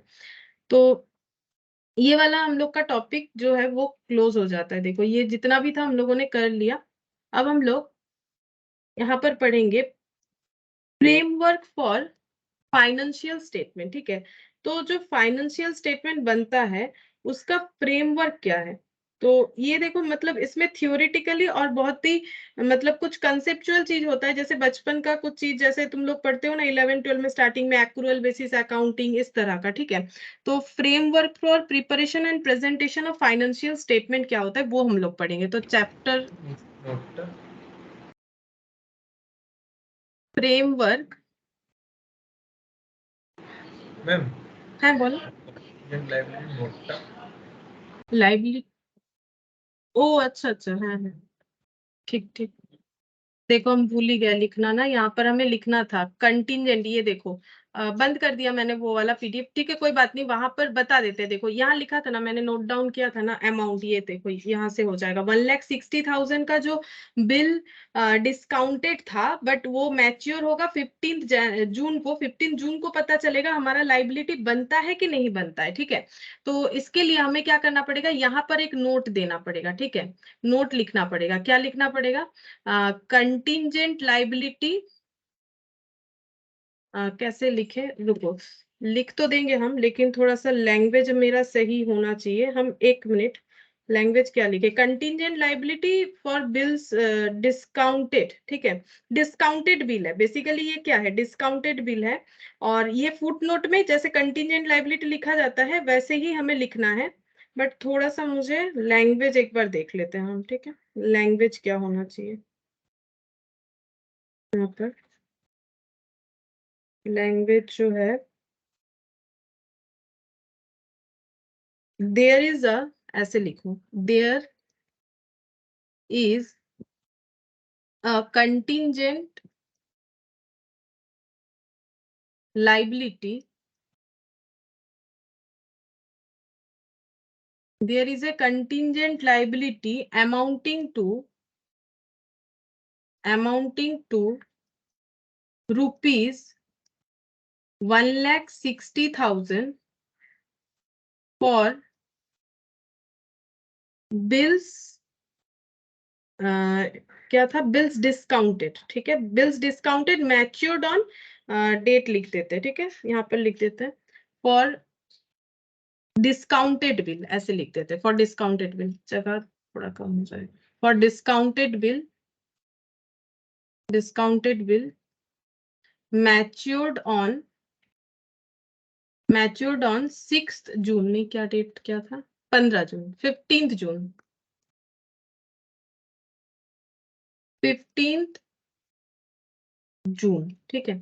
तो ये जस्ट हमें इसके नीचे ही लिखना होता है, बैलेंस शीट के नीचे ही लिखना होता है, जहां बैलेंस शीट खत्म हो जाएगा वहां फुटनोट में कंटिजेंट लाइबिलिटी को लिखना पड़ेगा। या फिर ऐसे भी लिख सकते हो contingent liability of 1,60,000, but liability का नाम भी डिस्क्लोज कर दिया। कंटिजेंट लाइबिलिटी तो बहुत तरह का हो सकता है, जैसे कभी कभी क्या होता है, जो मतलब वारंटी जो रहता है ना उस पे जो लाइबिलिटी, देखो वारंटी पीरियड में जब कोई सर्विस प्रोवाइड करता है कंपनी, कोई भी प्रोडक्ट बेचा हो उसके अगेंस्ट में, तो वो वारंटी पीरियड में जो सर्विसिंग का खर्चा है फ्री में मान लो, तो वो खर्चा होगा कि नहीं होगा वो तो डिपेंड करता है ना कि कितने लोग जो है सर्विस लेने के लिए उस पीरियड में जाते हैं, तो उस खर्चे को ऐसे कंटिजेंट लाइबिलिटी बोलेंगे। जब ऑकर्ड होगा तो वहां पर चला जाएगा। अब ये 1,60,000 का क्या होगा पता है, 15 जून मतलब जब नेक्स्ट ईयर आएगा बैलेंस शीट बनेगा, अगर जो पार्टी पेएबल पार्टी है वो पे कर दिया तो ठीक है, ये हट जाएगा, ये और नहीं दिखेगा जो बाहर दिख रहा है। लेकिन अगर फेलियर हो गया बैंक को देने में, तो फिर इनको बैंक को देना पड़ेगा, क्योंकि बैंक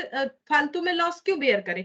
बैंक ने एक डॉक्यूमेंट्स रखा, उसके बदले किसी को 1,50,000 दिया है, उसने बोला है कि 1,60,000 आपको मिल जाएगा। इस डॉक्यूमेंट में तो 1,60,000 लिखा हुआ है ना, बिल्स रिसीवेबल में 1,60,000 लिखा हुआ होगा, तो वो 1,60,000 बैंक को मिलेगा। बैंक बैंक ने अपना क्या किया, हेल्प किया उस पर्सन को या कंपनी को, और 10,000 डिस्काउंट में वो पैसा दिया। अब बैंक बोलेगा अगर आपका पार्टी नहीं दे रहा है तो हम क्या करें, आपका डेटा नहीं दे रहा है, मुझे उससे कोई लेना देना नहीं है, मुझे मेरा 15 जून को पैसा चाहिए।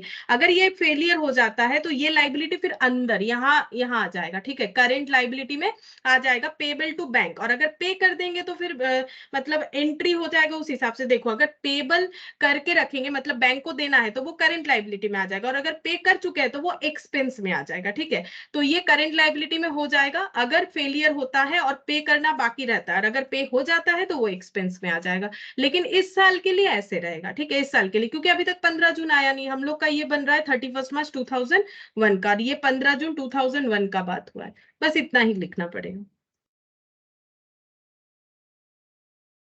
अच्छा, अब हम लोग लिखेंगे फ्रेमवर्क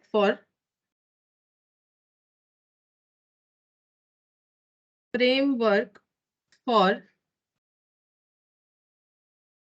प्रिपरेशन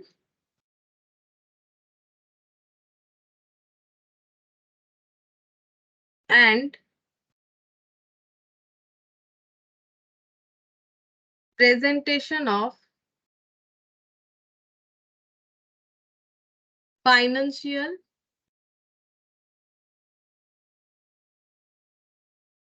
स्टेटमेंट्स।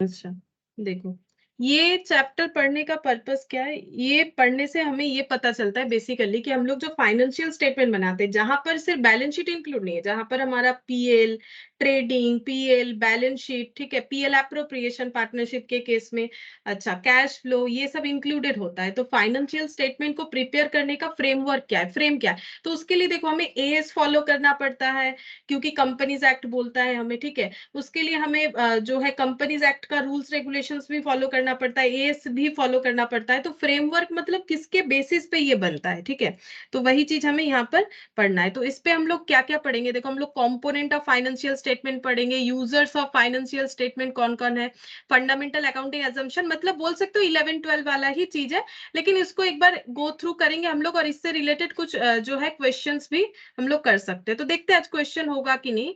तब तक हम एक बार इसका इंट्रो थोड़ा सा लिखवा देते हैं कि हम लोग ये पर्पस क्या है, ये framework for preparation and presentation of financial statement पढ़ने का पर्पस क्या है। तो इसमें थोड़ा सा लिख लो, बाकी तो ये नोट से ही हमारा काम हो जाएगा।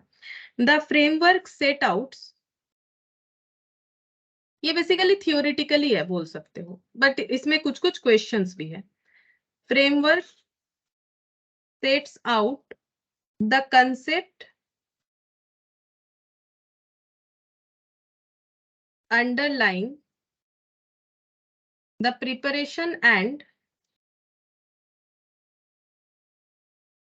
presentation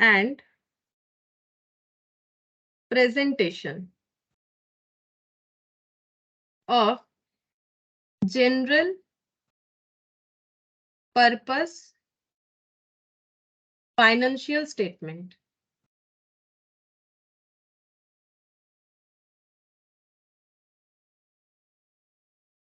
prepared by enterprise for external users, ठीक है। फाइनेंशियल स्टेटमेंट वगैरह को प्रॉपर तरीके से प्रिपेयर इसलिए करना पड़ता है कोई भी एंटरप्राइज को, चाहे वो सोल प्रोप्राइटर हो, चाहे वो पार्टनरशिप में काम कर रहा हो, चाहे वो कंपनी हो, ठीक है, ताकि एक्सटर्नल यूजर्स जो है वो यूज कर पाए, क्योंकि उनका इंटरेस्ट होता है इसमें। एक्सटर्नल यूजर्स जैसे अभी हम लोग पढ़ेंगे ना, बहुत सारे तरह के एक्सटर्नल यूजर्स हो सकते हैं, जैसे कि कंपनी के केस में शेयर होल्डर हो सकता है, डिवेंचर होल्डर हो सकता है, कोई क्रेडिटर हो सकता है, डेटर हो सकता है, लेंडर हो सकता है, बैंक हो सकता है, गवर्नमेंट हो सकता है। तो इसीलिए मतलब कोई टैक्स चोरी कर रहा है कि नहीं, ठीक है, कोई किसी ने अपना लोन वगैरह सही से पे कर रहा है कि नहीं, इंटरेस्ट वगैरह पे कर रहा है कि नहीं, तो सारी चीजों को तो पता चलना चाहिए ना, तभी तो कोई उस कंपनी में इन्वेस्ट करेगा, उस कंपनी को उधार में कुछ देगा, मतलब पैसा उधार देगा, यानी बोरोइंग का फैसिलिटी उस कंपनी को मिलेगा या उस ऑर्गेनाइजेशन या इंटरप्राइज को मिलेगा। तो ये जो एक्सटर्नल यूजर्स है उनके लिए, ठीक है, उनके लिए preparation and presentation of financial statement करना जरूरी है, ये एक जनरल पर्पस है, इसके अलावा पर्पस होता है। The framework set out the concept underlying the preparation and presentation of general purpose financial statement prepared by enterprise for external users. ठीक है, prepared by enterprise for external users. The main purpose, इसके बाद main purpose लिखते हैं। The main purpose of the framework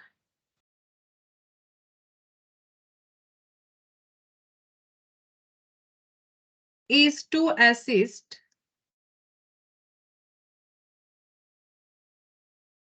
किस वजह से, main purpose क्या है, मेन पर्पस में पहला enterprises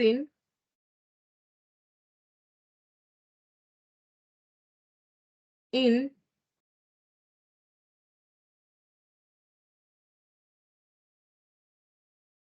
preparation of their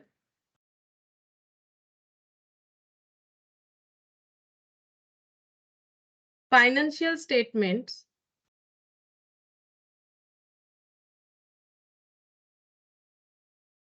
in compliance with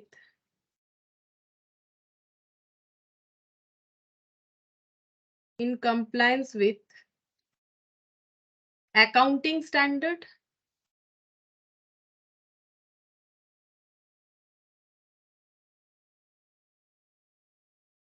and in dealing with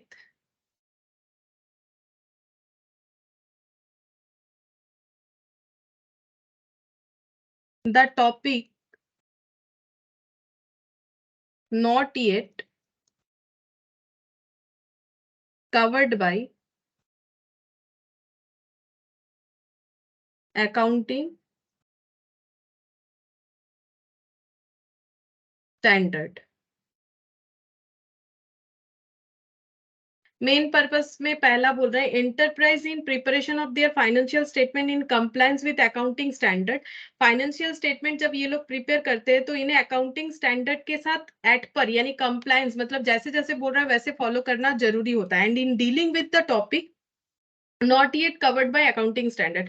अगर अकाउंटिंग स्टैंडर्ड के अंडर कोई टॉपिक कवर्ड नहीं है कि किस तरह से इसका ट्रीटमेंट करना चाहे तो उसके बारे में भी जो है फाइनेंशियल स्टेटमेंट जो प्रिपेयर किया जाता है उस बारे में भी ये डील करता है। ठीक है, अच्छा सेकेंड पॉइंट यहाँ पर मेन पर्पस में second point accounting standard board, accounting standard board in its task of development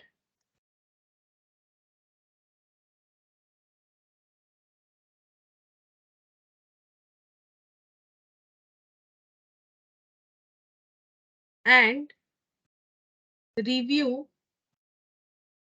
of accounting standard।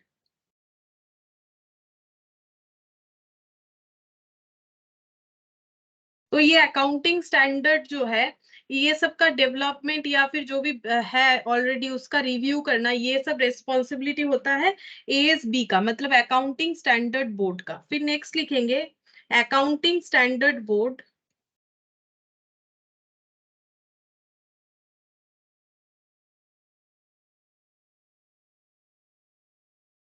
In its task of, अच्छा ये तो लिखवा दिया, accounting standard board is promoting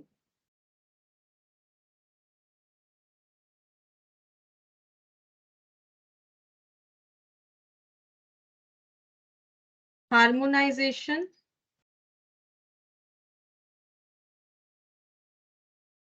of regulations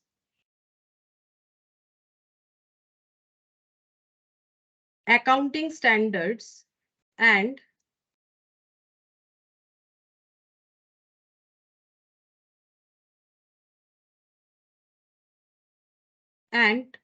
procedures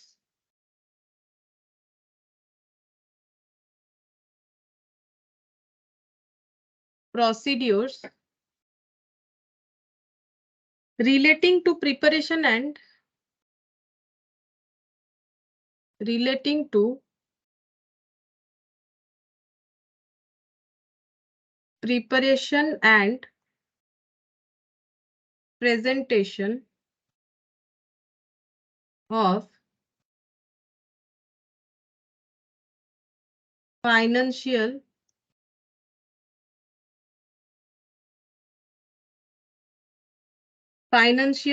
statement, preparation financial statements by providing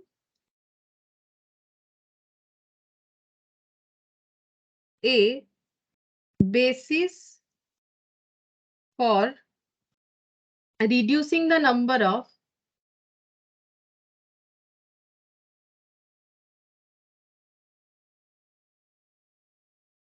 alternative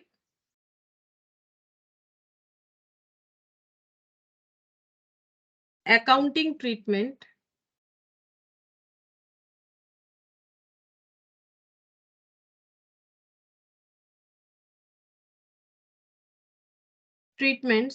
permitted by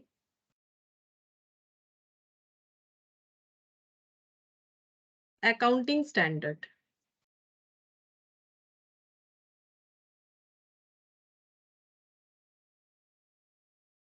अच्छा, ये point क्या बोल रहा है? Accounting Standard Board is in task of development and review of accounting standard. ये तो हो गया. अच्छा, Accounting Standard Board in promoting harmonization of regulations. ठीक है, मतलब जो rules regulations है वो एक ही जैसा हो सभी के लिए. ठीक है, फिर उसके बाद क्या बोल रहा है? Accounting standards and procedures. Accounting standards और जो भी procedures है preparation and presentation of financial statement का, relating to preparation and presentation of financial statement,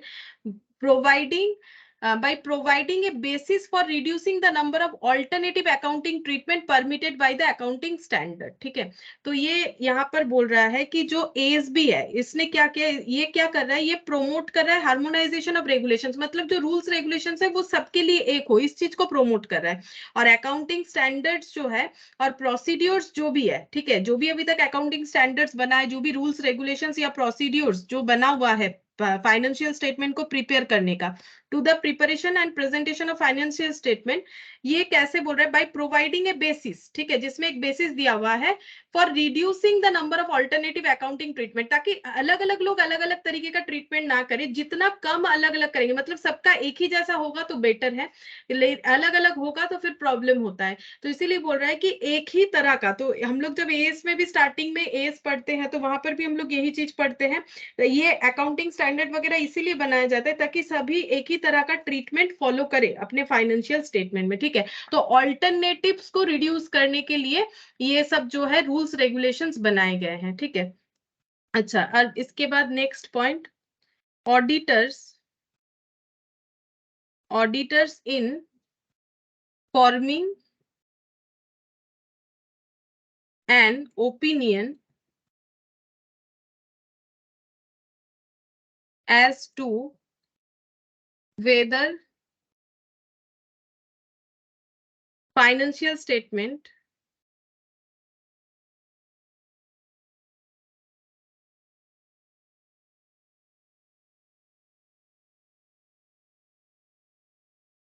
conform to the as. ठीक है, ऑडिटर अपॉइंट किया जाता है और ये चेक करवाया जाता है कि एएस फॉलो किया है कि नहीं, जो फाइनेंशियल स्टेटमेंट बनाया गया एंटरप्राइज के तरफ से वो उन्होंने एएस फॉलो किया है कि नहीं. Auditors in forming an opinion as to whether financial statement conform the AS और नॉट. ठीक है, मतलब एएस फॉलो किया है कि नहीं किया है, क्योंकि बिना एएस फॉलो किए, बिना रूल्स रेगुलेशंस फॉलो किए हम लोग जो फाइनेंशियल स्टेटमेंट अगर बना लेता है कोई, तो वो ट्रू एंड फेयर व्यू नहीं दिखाता है. ठीक है, फिर नेक्स्ट लिखेंगे यूजर्स in interpretation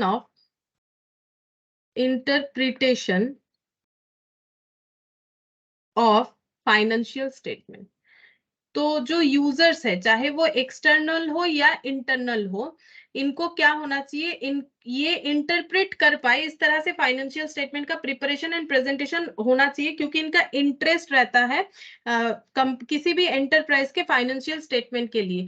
तो ये जस्ट एक मैंने इंट्रो, मतलब एक समरी बोल सकते हो, लिखवा दिया कि पर्पस क्या है, ये टॉपिक हम लोग क्यों पढ़ रहे हैं. ठीक है, तो यहाँ पर लिख देते पर्पस.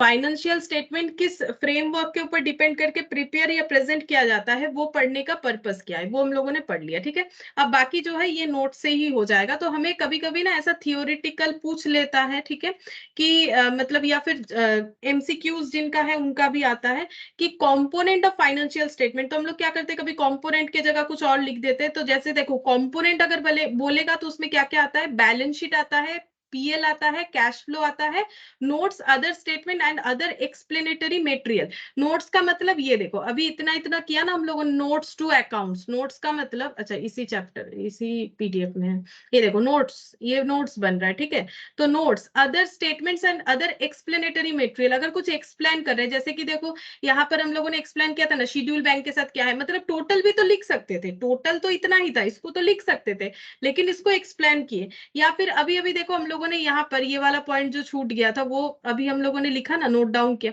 तो ये भी नोट है। ठीक है, तो फाइनेंशियल स्टेटमेंट का कंपोनेंट अगर पूछे तो वो क्या है, बैलेंस शीट है, पीएल है, कैश फ्लो है, notes, other statement and other explanatory material. Balance sheet का मतलब ये क्या है पता है, इसको हम क्या बोले, portrays values of economic resources control by the enterprise. इसमें क्या दिखता है हमें, हमें ये दिखता है value of economics resources, resources का वैल्यू क्या क्या है, मतलब एसेट्स का वैल्यू क्या क्या है।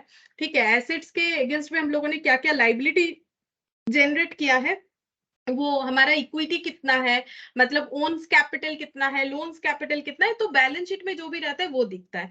पीएल में हमें क्या दिखाई देता है, present the result of operations of an enterprise, मतलब बिजनेस करके अल्टीमेटली रिजल्ट क्या हुआ, मतलब प्रॉफिट है कि लॉस है। तो स्टेटमेंट ऑफ पीएल हमें वही बताता है, रिजल्ट बताता है। ऑफ ऑपरेशन, ऑपरेशन मतलब एक्टिविटीज। ठीक है, एक्टिविटीज कोई भी एंटरप्राइज जो कर रहा है, चाहे मतलब वो सर्विस प्रोवाइड कर रहा हो, प्रोडक्शन, कुछ भी प्रोडक्शन करे, कुछ भी सर्विस प्रोवाइड करे, ओवरऑल इनका परफॉर्मेंस क्या है।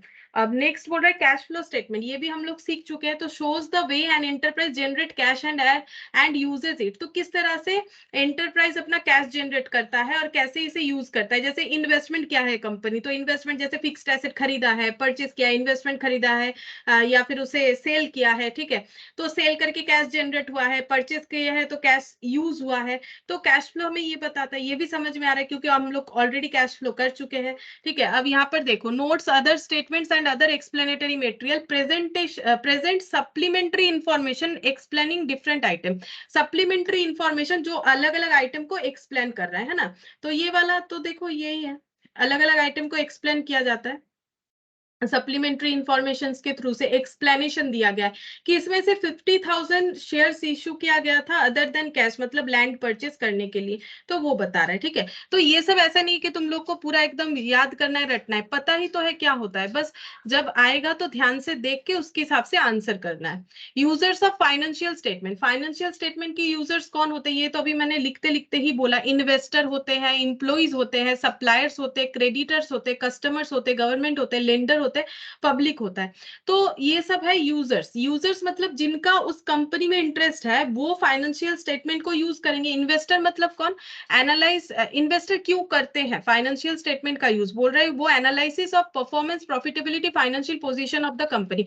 किसी कंपनी में इन्वेस्ट करने के पहले हमें ऑब्वियसली उस कंपनी का परफॉर्मेंस देखना चाहिए, उसका प्रॉफिटेबिलिटी चेक करना चाहिए, उसका फाइनेंशियल पोजीशन चेक करना चाहिए। ठीक है, इंप्लॉइज क्यों देखते हैं, नॉलेज ऑफ स्टेबिलिटी, अगर कोई काम करेगा किसी कंपनी में, लग रहा है कंपनी आज खुला 1 साल बाद बंद हो जाएगा, कोई क्यों करेगा, जॉब ढूंढना बार बार क्या कोई मामूली बात है। ठीक है, तो इससे क्या होता है, उनका भी हैरेसमेंट होता है ना, तो कोई भी इंप्लॉय चाहता है कि स्टेबल कंपनी में काम करे, तो इसीलिए तो उनको अगर वो फाइनेंशियल स्टेटमेंट रीड करना आता है, समझ में आता है लोगों को, तो वो पढ़ के समझेंगे ना, नॉलेज ऑफ स्टेबिलिटी होगा उनका, कंटिन्यूटी है कि नहीं, कंपनी में ग्रोथ है कि नहीं, अगर ग्रोथ ही नहीं है तो सैलरी भी नहीं बढ़ेगा, तो इंप्लॉइज का भी इंटरेस्ट होता है फाइनेंशियल स्टेटमेंट के लिए। सप्लायर्स और क्रेडिटर, ये क्यों करेंगे, क्योंकि ये क्रेडिट में सामान देते हैं, तो डिटर्मिनेशन ऑफ क्रेडिट वर्दीनेस, मतलब ये क्रेडिट पे करने के लिए कितने केपेबल है कोई भी एंटरप्राइज, वो पता कर सकते हैं फाइनेंशियल स्टेटमेंट को देख के, इसीलिए फाइनेंशियल स्टेटमेंट प्रिपेयर करना है। अब फाइनेंशियल स्टेटमेंट को तो लोग गलत भी बना सकता है ना, तो उसमें कुछ अनएथिकल काम भी कर सकता है, इसी वजह से तो अकाउंटिंग स्टैंडर्ड, कंपनीज एक्ट, ये सब बना हुआ है, क्योंकि ये सब फॉलो करके बनाना है। फिर ऑडिटर को अपॉइंट किया गया है कि वो बताएंगे कि जो फाइनेंशियल स्टेटमेंट बना है वो ट्रू एंड फेयर व्यू दिखा रहा है कि नहीं दिखा रहा है, अगर नहीं दिखा रहा है तो फिर वो क्वालिफाइड रिपोर्ट दे देते हैं। जब ऑडिट पढ़ोगे तुम लोग तो ऑडिट में ये सभी बताया जाता है। ठीक है। तो कस्टमर्स क्यों देखते हैं? Analysis of stability, profitability. अब कोई किसी कंपनी का कस्टमर है तो फिर वो देखेगा कंपनी क्या प्रॉफिट कमाती है, इसका स्टेबिलिटी क्या है, हमें इनका सर्विस या प्रोडक्ट लेने के लिए जुड़ना चाहिए या नहीं जुड़ना चाहिए। फिर बोल रहा है गवर्नमेंट, तो गवर्नमेंट के लिए देखो, evaluation of entities performance and contribution to social objective. तो गवर्नमेंट क्यों इंटरेस्ट रहता है किसी भी एंटरप्राइज का फाइनेंशियल स्टेटमेंट में? वो एंटिटी का परफॉर्मेंस को इवैल्यूट मतलब चेक करती है, फिर देखती है कि सोशल ऑब्जेक्टिव में ये कितने कंट्रीब्यूशंस कर रहे हैं, क्योंकि रूल्स है ना टैक्स के हिसाब से कि कंपनियों को सोशल परफॉर्मेंस के लिए भी परसेंटेज जो है वो प्रॉफिट का कुछ एक परसेंटेज देना पड़ता है, ऐसा तुम लोग टैक्स में जरूर पढ़े होंगे, ठीक है। लेंडर्स देखो क्या बोल रहा है, लेंडर्स मतलब जो उधार देते हैं, जैसे कि बैंक वगैरह, कोई financial institute, determine whether their loans and interest attaching to them will be paid when due. मतलब क्या ये इतने कैपेबल है, लोन तो ले लेंगे बोल रहे हैं, क्या ये अपना ईएमआई वगैरह टाइम पे भर पाएंगे या फिर लोन रीपे कर पाएंगे? पब्लिक को क्यों इंटरेस्ट है? Determine contribution to the local economy and public at large.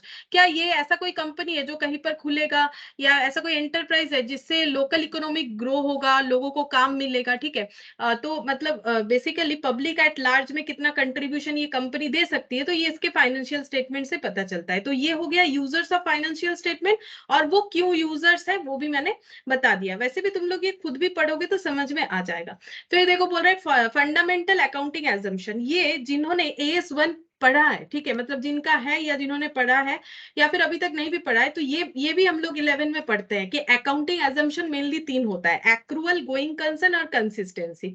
Accrual का मतलब होता है कि पूरा अकाउंट से एक्रूअल बेसिस पे बनाया जाता है। ट्रांजैक्शंस आर रिकॉग्नाइज्ड, मतलब कैसे रिकॉर्ड किया जाता है, as and when they occur without considering receipt payment of cash. मतलब मैंने एक सेल किया, कैश सेल किया तो भी वो रिकॉर्ड होगा, क्रेडिट सेल किया तो भी वो रिकॉर्ड होगा। तो ये एक्रूअल बेसिस पे है, इससे डिपेंड नहीं करता है कि कैश में मुझे पैसा मिला, कैश सेल में, क्रेडिट सेल में मुझे अभी नहीं मिला है, बाद में मिलेगा, इस पे कोई मतलब डिफ्रेंशिएशन नहीं होगा। एक्रूअल बेसिस का मतलब है कि अगर हमारा इंसिडेंट ऑकर्ड हुआ है तो उसका रिकॉर्डिंग होना चाहिए। गोइंग कंसर्न का मतलब है कि एंटरप्राइज चलता जाएगा, फ्यूचर में ये अभी लिक्विडेट नहीं होने वाला। Enterprise will continue in operation in foreseeable future and will not liquidate, मतलब ये बंद नहीं होगा। ऐसे ही सोच के कोई भी ऑर्गेनाइजेशन चलता है, हाँ। तो इसका मतलब ये नहीं है कि कभी बंद नहीं होगा। अगर बंद कब होता है, कोई अपना काम क्यों बंद करेगा? काम तभी बंद होता है अगर काम जो है लॉस में चल रहा है, ठीक है, तभी ना बंद होता है। या फिर मान लो किसी वजह से जो है रूल्स रेगुलेशंस चेंज हो गया, कोई वो काम कर ही नहीं सकता है, या फिर कुछ मतलब फ्रॉड वगैरह किया है, तो फिर लॉ के तरफ से उस ऑर्गेनाइजेशन को बंद करने के लिए बोला जा सकता है। तो गोइंग कंसर्न का मतलब है काम, दुकान खुला है तो वो चलेगा, ठीक है, एंटरप्राइज बना है तो वो चलेगा। इसी बेसिस पे जो है फंडामेंटल अकाउंटिंग एजम्पशन, अकाउंटिंग इसी बेसिस पे किया जाता है। ऐसा नहीं कि आज इस कंपनी का अकाउंटिंग बन रहा है कल नहीं बनेगा, ऐसा नहीं होता है। ये लगातार बनता ही जाएगा, ऐसे सोच में होता है। Consistency, using same accounting policies for similar transaction in all accounting periods. हर एक अकाउंटिंग पीरियड्स में, मतलब हर साल एक ही तरह का अकाउंटिंग पॉलिसीज हमें नॉर्मली अडॉप्ट करना चाहिए। लेकिन हाँ, AS1 में हम लोग पढ़ते भी हैं कि अगर कोई अपना अप्रोच चेंज करना चाहता है तो वो बताना पड़ेगा क्यों कर रहा है। नॉर्मली क्यों होता है, जैसे पहले AS कुछ और बता रहा था, अभी AS कुछ और बता रहा है, मतलब रूल्स ही चेंज हो गया। या फिर पहले कंपनीज एक्ट कुछ और बोल रहा था, अभी कंपनीज एक्ट कुछ और बोल रहा है। तो जो कंप्लायंस होने के लिए, compliance with S, compliance with companies act, ये सब के लिए हम लोग चेंज कर सकते हैं अपने अकाउंटिंग पॉलिसीज को। तो हमें इस बात को डिस्क्लोज करना पड़ेगा कि हम लोग क्यों चेंज कर रहे हैं, और चेंज करने पे हमारा जो प्रॉफिट या loss, profit and loss account पे क्या इम्पैक्ट आ रहा है, ये सब बताना पड़ता है। तो ये हो गया हम लोग का फंडामेंटल अकाउंटिंग एजम्पशन। फिर देखो qualitative characteristics of financial statement, ठीक है, फाइनेंशियल स्टेटमेंट का क्या क्या कैरेक्टरिस्टिक्स है। पहला बात है कि वो ऐसा बनना चाहिए, उसका क्वालिटी ऐसा होना चाहिए कि वो अंडरस्टैंडेबल हो किसी के लिए भी, अंडरस्टैंडेबिलिटी। फिर बोल रहे हैं रेलिवेंस, रेलिवेंस डेटा होना चाहिए। रिलायबिलिटी, मतलब जो डेटा है वो रिलायबल होना चाहिए, मतलब जिसमें लोग विश्वास कर सके। कंपेरेबिलिटी, मतलब ऐसा बने ताकि इसको हम लोग अपने प्रीवियस परफॉर्मेंस के साथ भी कंपेयर कर सके और सेम जो बिजनेस कर रहे हैं उनके साथ भी कंपेयर कर सके। तो देखो क्या बोल रहा है, अंडरस्टैंडेबिलिटी में क्या बोल रहा है, information presented in financial statement should be readily understandable by the users with reasonable knowledge of business and economic activity. बोल रहा है कि इंफॉर्मेशन जो भी फाइनेंशियल स्टेटमेंट में प्रेजेंट किया जा रहा है वो क्या होना चाहिए, वो तुरंत पढ़ के लोगों को समझ में आना चाहिए। ऐसा ना हो कि लोगों को समझ में ना आए। Readily understandable by the users, मतलब जो यूजर्स है उनके लिए, with reasonable knowledge of business. हाँ, ऐसा नहीं कि कोई भी ये पढ़ के समझ जाएगा। अगर किसी को बिजनेस का कुछ भी नॉलेज नहीं है, अब देखो लोगों को अगर कॉमर्स के बारे में कुछ भी नॉलेज नहीं, तो वो पढ़ के नहीं समझ पाएंगे ना। तो फिर ऐसे नहीं बोल सकते कि ये जो है अंडरस्टैंडेबल नहीं है। अगर मुझे समझ में ही नहीं आता है चीज जो हम पढ़ना चाहते हैं, फिर कैसे होगा। मुझे अगर रीजनेबल नॉलेज है बिजनेस का और हम समझना चाहते हैं, या फिर रीजनेबल इकोनॉमिक एक्टिविटी करते हैं, तो मुझे समझ में जरूर आएगा। तो ऐसे बनाना चाहिए कि एटलीस्ट जो रीजनेबल नॉलेज है उसके थ्रू से कोई भी इसे समझ पाए। रेलिवेंस का मतलब financial statement should contain relevant information only, जो रेलिवेंट है वही देना है, सारी चीजों को नहीं देना है। Information which is likely to influence the economic decision of the users is called relevant. अब यहाँ पर रेलिवेंट का मतलब क्या है, ऐसे इंफॉर्मेशन जो यूजर्स, मतलब कोई भी यूजर्स, कोई भी हो, यूजर्स का भी लिस्ट पढ़ा हम लोगों ने। देखो, पब्लिक हो, इन्वेस्टर हो, एम्प्लॉय हो, सप्लायर हो, क्रेडिटर हो, कस्टमर्स हो, या फिर गवर्नमेंट हो, तो इनका जो नीड है ये डिसीजन लेंगे। जैसे मान लो एक सप्लाई डिसीजन लेना है, मुझे इस कंपनी को और आगे सप्लाई नहीं करना चाहिए, ये अच्छा नहीं परफॉर्म कर रही है, तो मुझे नहीं लगता मेरा पैसा दे पाएगी। तो कम से कम इतना रेलिवेंट डेटा होना चाहिए ताकि ये अपना डिसीजन ले पाए। जैसे लेंडर अपना डिसीजन ले पाए, बैंक, जैसे बैंक को सोचना चाहिए कि मुझे इन पर्सन को या फिर इस एंटरप्राइज को लोन देना चाहिए कि नहीं चाहिए, ठीक है।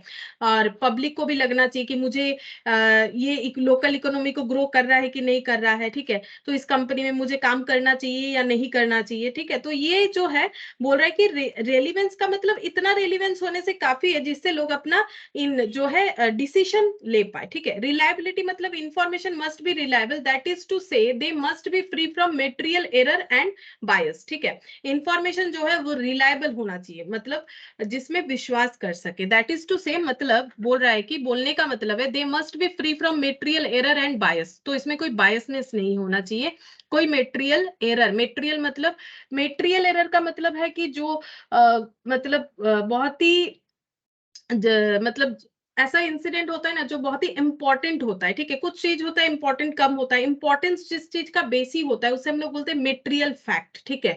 मतलब काफी इंपॉर्टेंट बात है। तो मेटेरियल एरर नहीं होना चाहिए, फ्री फ्रॉम मेटेरियल एरर होना चाहिए, एंड बायसनेस इसमें नहीं होना चाहिए, मतलब किसी चीज पे बायस होके ये फाइनेंशियल स्टेटमेंट प्रिपेयर किया गया है ऐसा नहीं होना चाहिए। तो सारे डेटा जो भी दिए गए हैं वो रिलायबल होने चाहिए। Comparability, financial statement should provide both inter-firm and इंट्राफर्म comparison.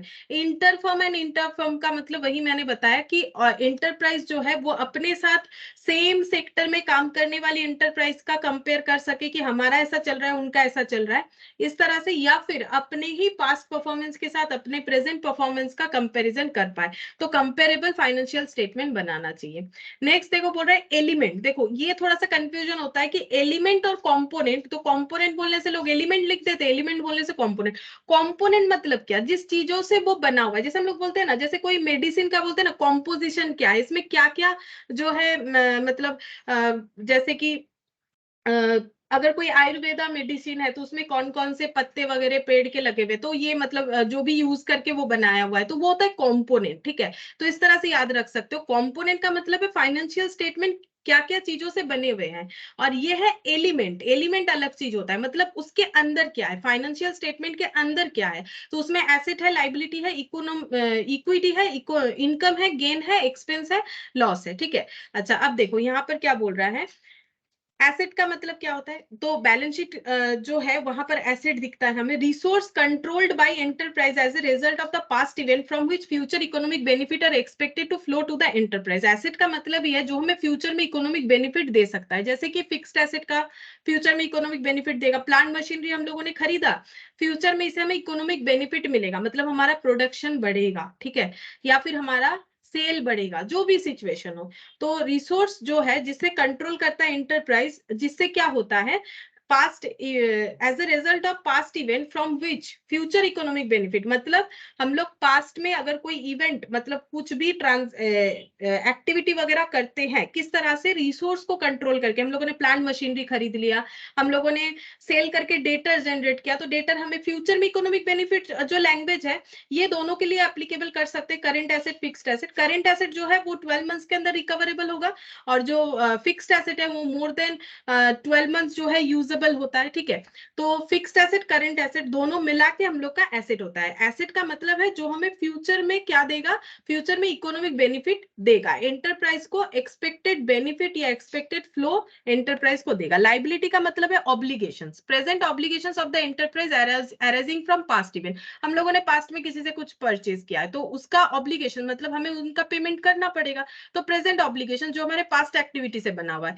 The settlement of which is expected to result in an outflow of resources embodying economic benefit, बोल रहा है इसको जब हम लोग सेटल करेंगे, जिसको पेमेंट करना है उसका जब पेमेंट कर देंगे, the settlement of which is expected to result in an outflow of resources, तो मेरा कैश जाएगा। जब हम किसी को कुछ पेमेंट करेंगे तो अगर कैश में कर रहे हैं तो कैश जाएगा, अगर कुछ और एसेट वगैरह पे करके कर रहे हैं तो वो एसेट हमारे पास से चला जाएगा, मतलब हमारा रिसोर्स आउटफ्लो होगा। ठीक है, तो वही चीज बोल रहा है, लाइबिलिटी ऐसा होता है जो हमारे रिसोर्स को आउटफ्लो करवाता है, एसेट ऐसा होता है जो हमें फ्यूचर में इकोनॉमिक बेनिफिट देता है, हम लोग रिसोर्स को कंट्रोल करके ये वाला चीज जनरेट कर सकते हैं।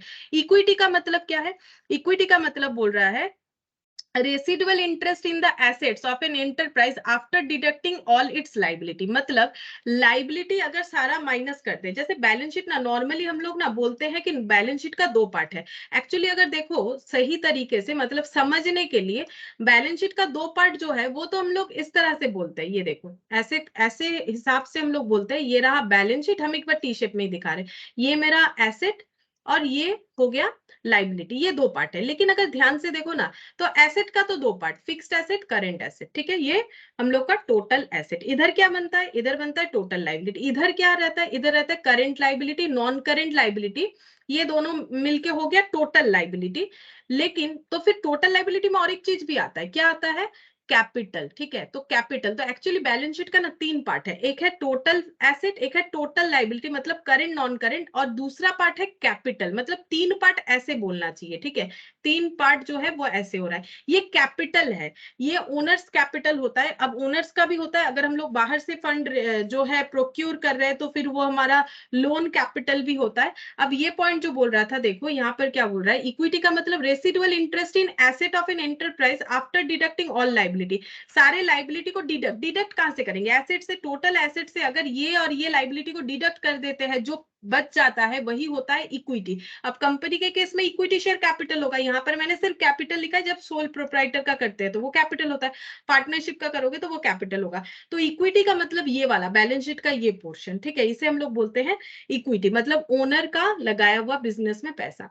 इनकम और gains, increase in economic benefit during the accounting period in the form of inflow और और enhancement of assets or decrease in liability that result in increase in equity other than those relating to contribution from equity participants। क्या बोल रहा है, income और gain का मतलब है अगर हम लोगों को हमारा इकोनॉमिक बेनिफिट इंक्रीज कर रहा है कोई एक अकाउंटिंग पीरियड में, कैसे करके इंक्रीज करेगा, इन फॉर्म ऑफ इनफ्लो और एनहेंसमेंट ऑफ एसेट। ठीक है, एसेट बढ़ के हमारा इकोनॉमिक बेनिफिट इंक्रीज होगा, या फिर बोलो तो लाइबिलिटी डिक्रीज होके हमारा इक्विटी बढ़ेगा, equity other than those relating to contribution from the equity participants. ठीक है, तो बोल रहा है कि इनकम या गेन है कैसे पता चलेगा, जैसे हम लोगों ने बिजनेस में 100 रुपए लगाए थे, अभी वो 110 हो गया, तो इसका मतलब मेरा प्रॉफिट कितना हुआ, 10 रुपया। तो वही बता रहा है कि अगर हमारा इकोनॉमिक बेनिफिट इंक्रीज हो रहा है, इंक्रीज हुआ इकोनॉमिक बेनिफिट, ठीक है, कैसे करके हो सकता है, कोई भी एक पीरियड में, मतलब वो तो हम लोग 1 ईयर का ही काउंट करते हैं ना, in the form of inflow और एनहांसमेंट ऑफ एसेट,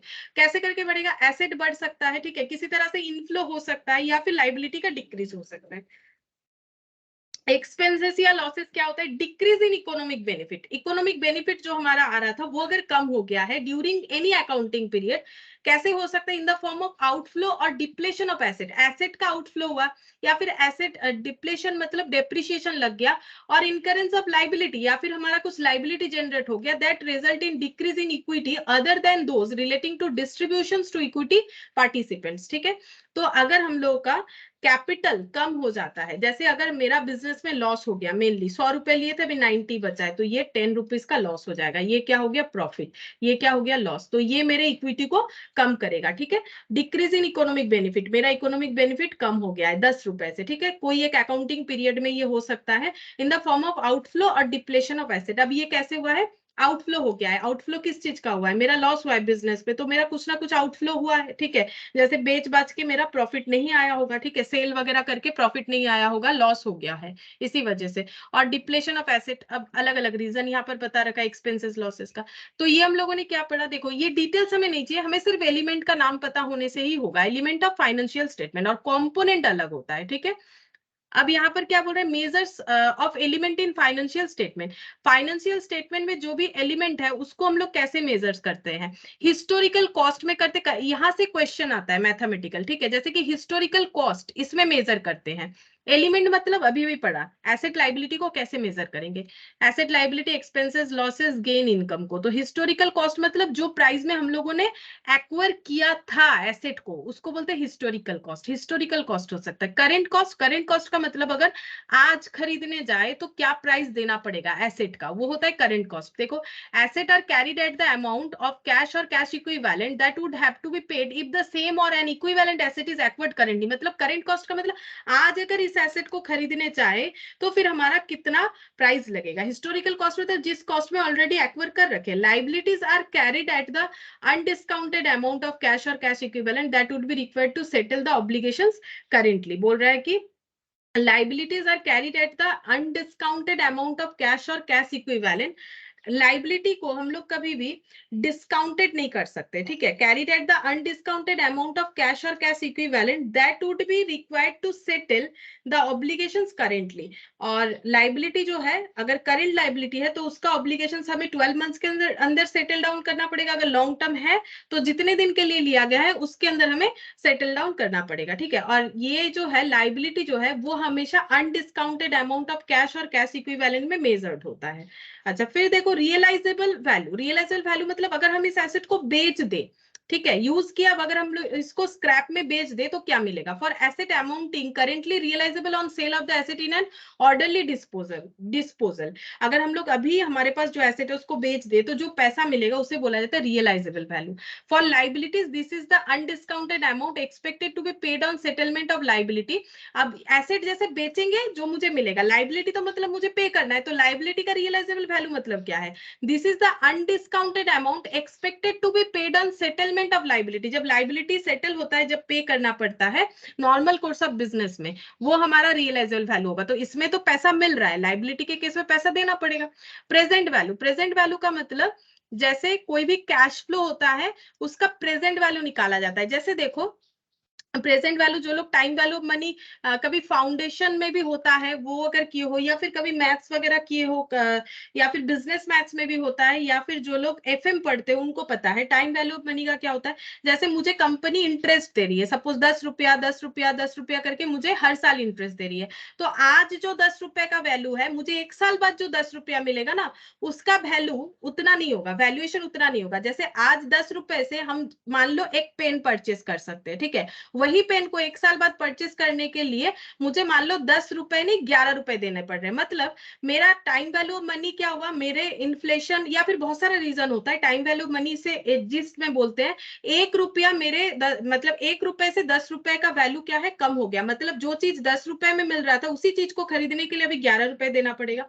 तो इसे हम लोग बोलते हैं, इसको फिर अगर मुझे देखना है कि इसको अगर हम लोग प्रेजेंट कैश वैल्यू में ट्रांसफर करें, मतलब जो 10 रुपए है उसका आज का डेट का वैल्यू 10 रुपए, एक साल बाद मिले हुए 10 रुपए का आज का वैल्यू क्या है, 2 साल बाद मिले हुए 10 रुपए का आज का वैल्यू क्या है, इसको बोलते हैं डिस्काउंट करके चेक करना कि मेरा ये जो अमाउंट है उसका वैल्यू आज का क्या होगा। मुझे 4 साल तक 10-10 रुपए मिलेगा, लेकिन मेरा ऐसे तो दिख रहा है 40 रुपए, लेकिन इसका जब वैल्यूएशन करोगे तो ये कम हो जाएगा, क्योंकि 10 रुपए का वैल्यू एक साल बाद 10 रुपए नहीं रहेगा। ठीक है, तो यहाँ पर यही चीज बता रहा है, assets are carried at present value of future net cash flows. ये देखो, ये फ्यूचर कैश फ्लोज था कि फ्यूचर में मुझे इतना इतना पैसा मिलेगा, मुझे इसको क्या करना है, इसका प्रेजेंट वैल्यू ढूंढना चाहिए, ठीक है, कंपेयर करने के लिए। तो assets are carried at present value of future net cash flow generated by the concerned asset in the normal course of business, और liabilities are carried at the present value of future net cash flows that are expected to be required to settle the liability in the normal course of